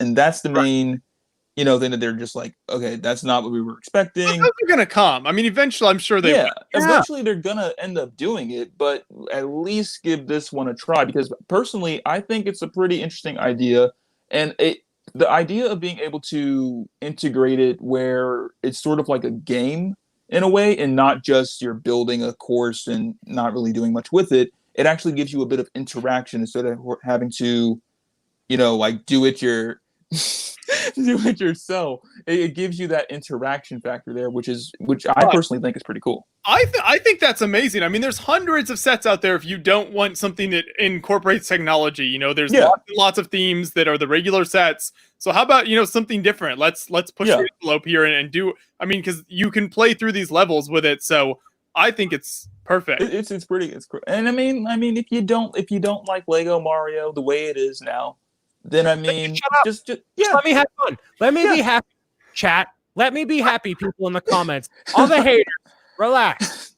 I don't get happy about many things. I'm a very sad man. Let me have this. No, okay? wow. But we were so close to ending. We didn't need No, it's fine. Listen, Well, when you well, have this Mario interacting alongside your other Lego minifigures, it just shows how like lifeless the other minifigures are because he can jump around and he can blink and he can talk. It's adorable. And I mean, if you don't like Lego Mario, we could just send you a few Technic sets in the mail and let you know, go through that pain and suffering. Just You, go. you don't like happiness. Just take more great Technic sets. Fine. Take it. Man. I will say though, there were times in your videos, Brian, when Mario would blink, and I like there were times when I would forget that the thing actually blinks. And so I would look over and I'm like, wait, did his eyes just blink? And I'm like, I'm a bit freaked out. And then I'm like, oh no, I keep forgetting. It's technology. He has like a bunch of things going on for him. But there were moments when it kind of creeped me out a bit. Which that's kind of a good thing that you forget because it makes it a whole part of the whole. It makes it exactly. Joshua, you want to do me a favor? What's that? End this podcast, please, for the love of everything. Get out. We are coming up to the end, so I think this is a good note to close on. Don't upset Brian, folks. Let's let him have it. Don't. Just let him. Oh man. But thank you everyone for watching. Big shout out to Sariel, who took a lot of time. He's moving apartments, and so he took some nice time to chat with us. So I appreciate that. So I hope you enjoyed his insight into his YouTube channel and Technic and the rest of the community. Thanks, Brian, for coming on, and Kirk, I'm glad you could join us as well on this stream. Yeah, no problem. We'll see everyone real soon. Let's see. We got a gaming stream on Thursday. Brian, any plans for that, or are you just gonna sit there? No, I'm just gonna sit there and cry for a couple hours. No, it's gonna be more Lego Marvel superheroes because I'm actually having a lot of fun with it. I'm looking forward to it. That's definitely one of my favorite games out of the Lego franchise. Yeah, for sure. There you go. Okay, we'll look forward to it then. See everybody soon.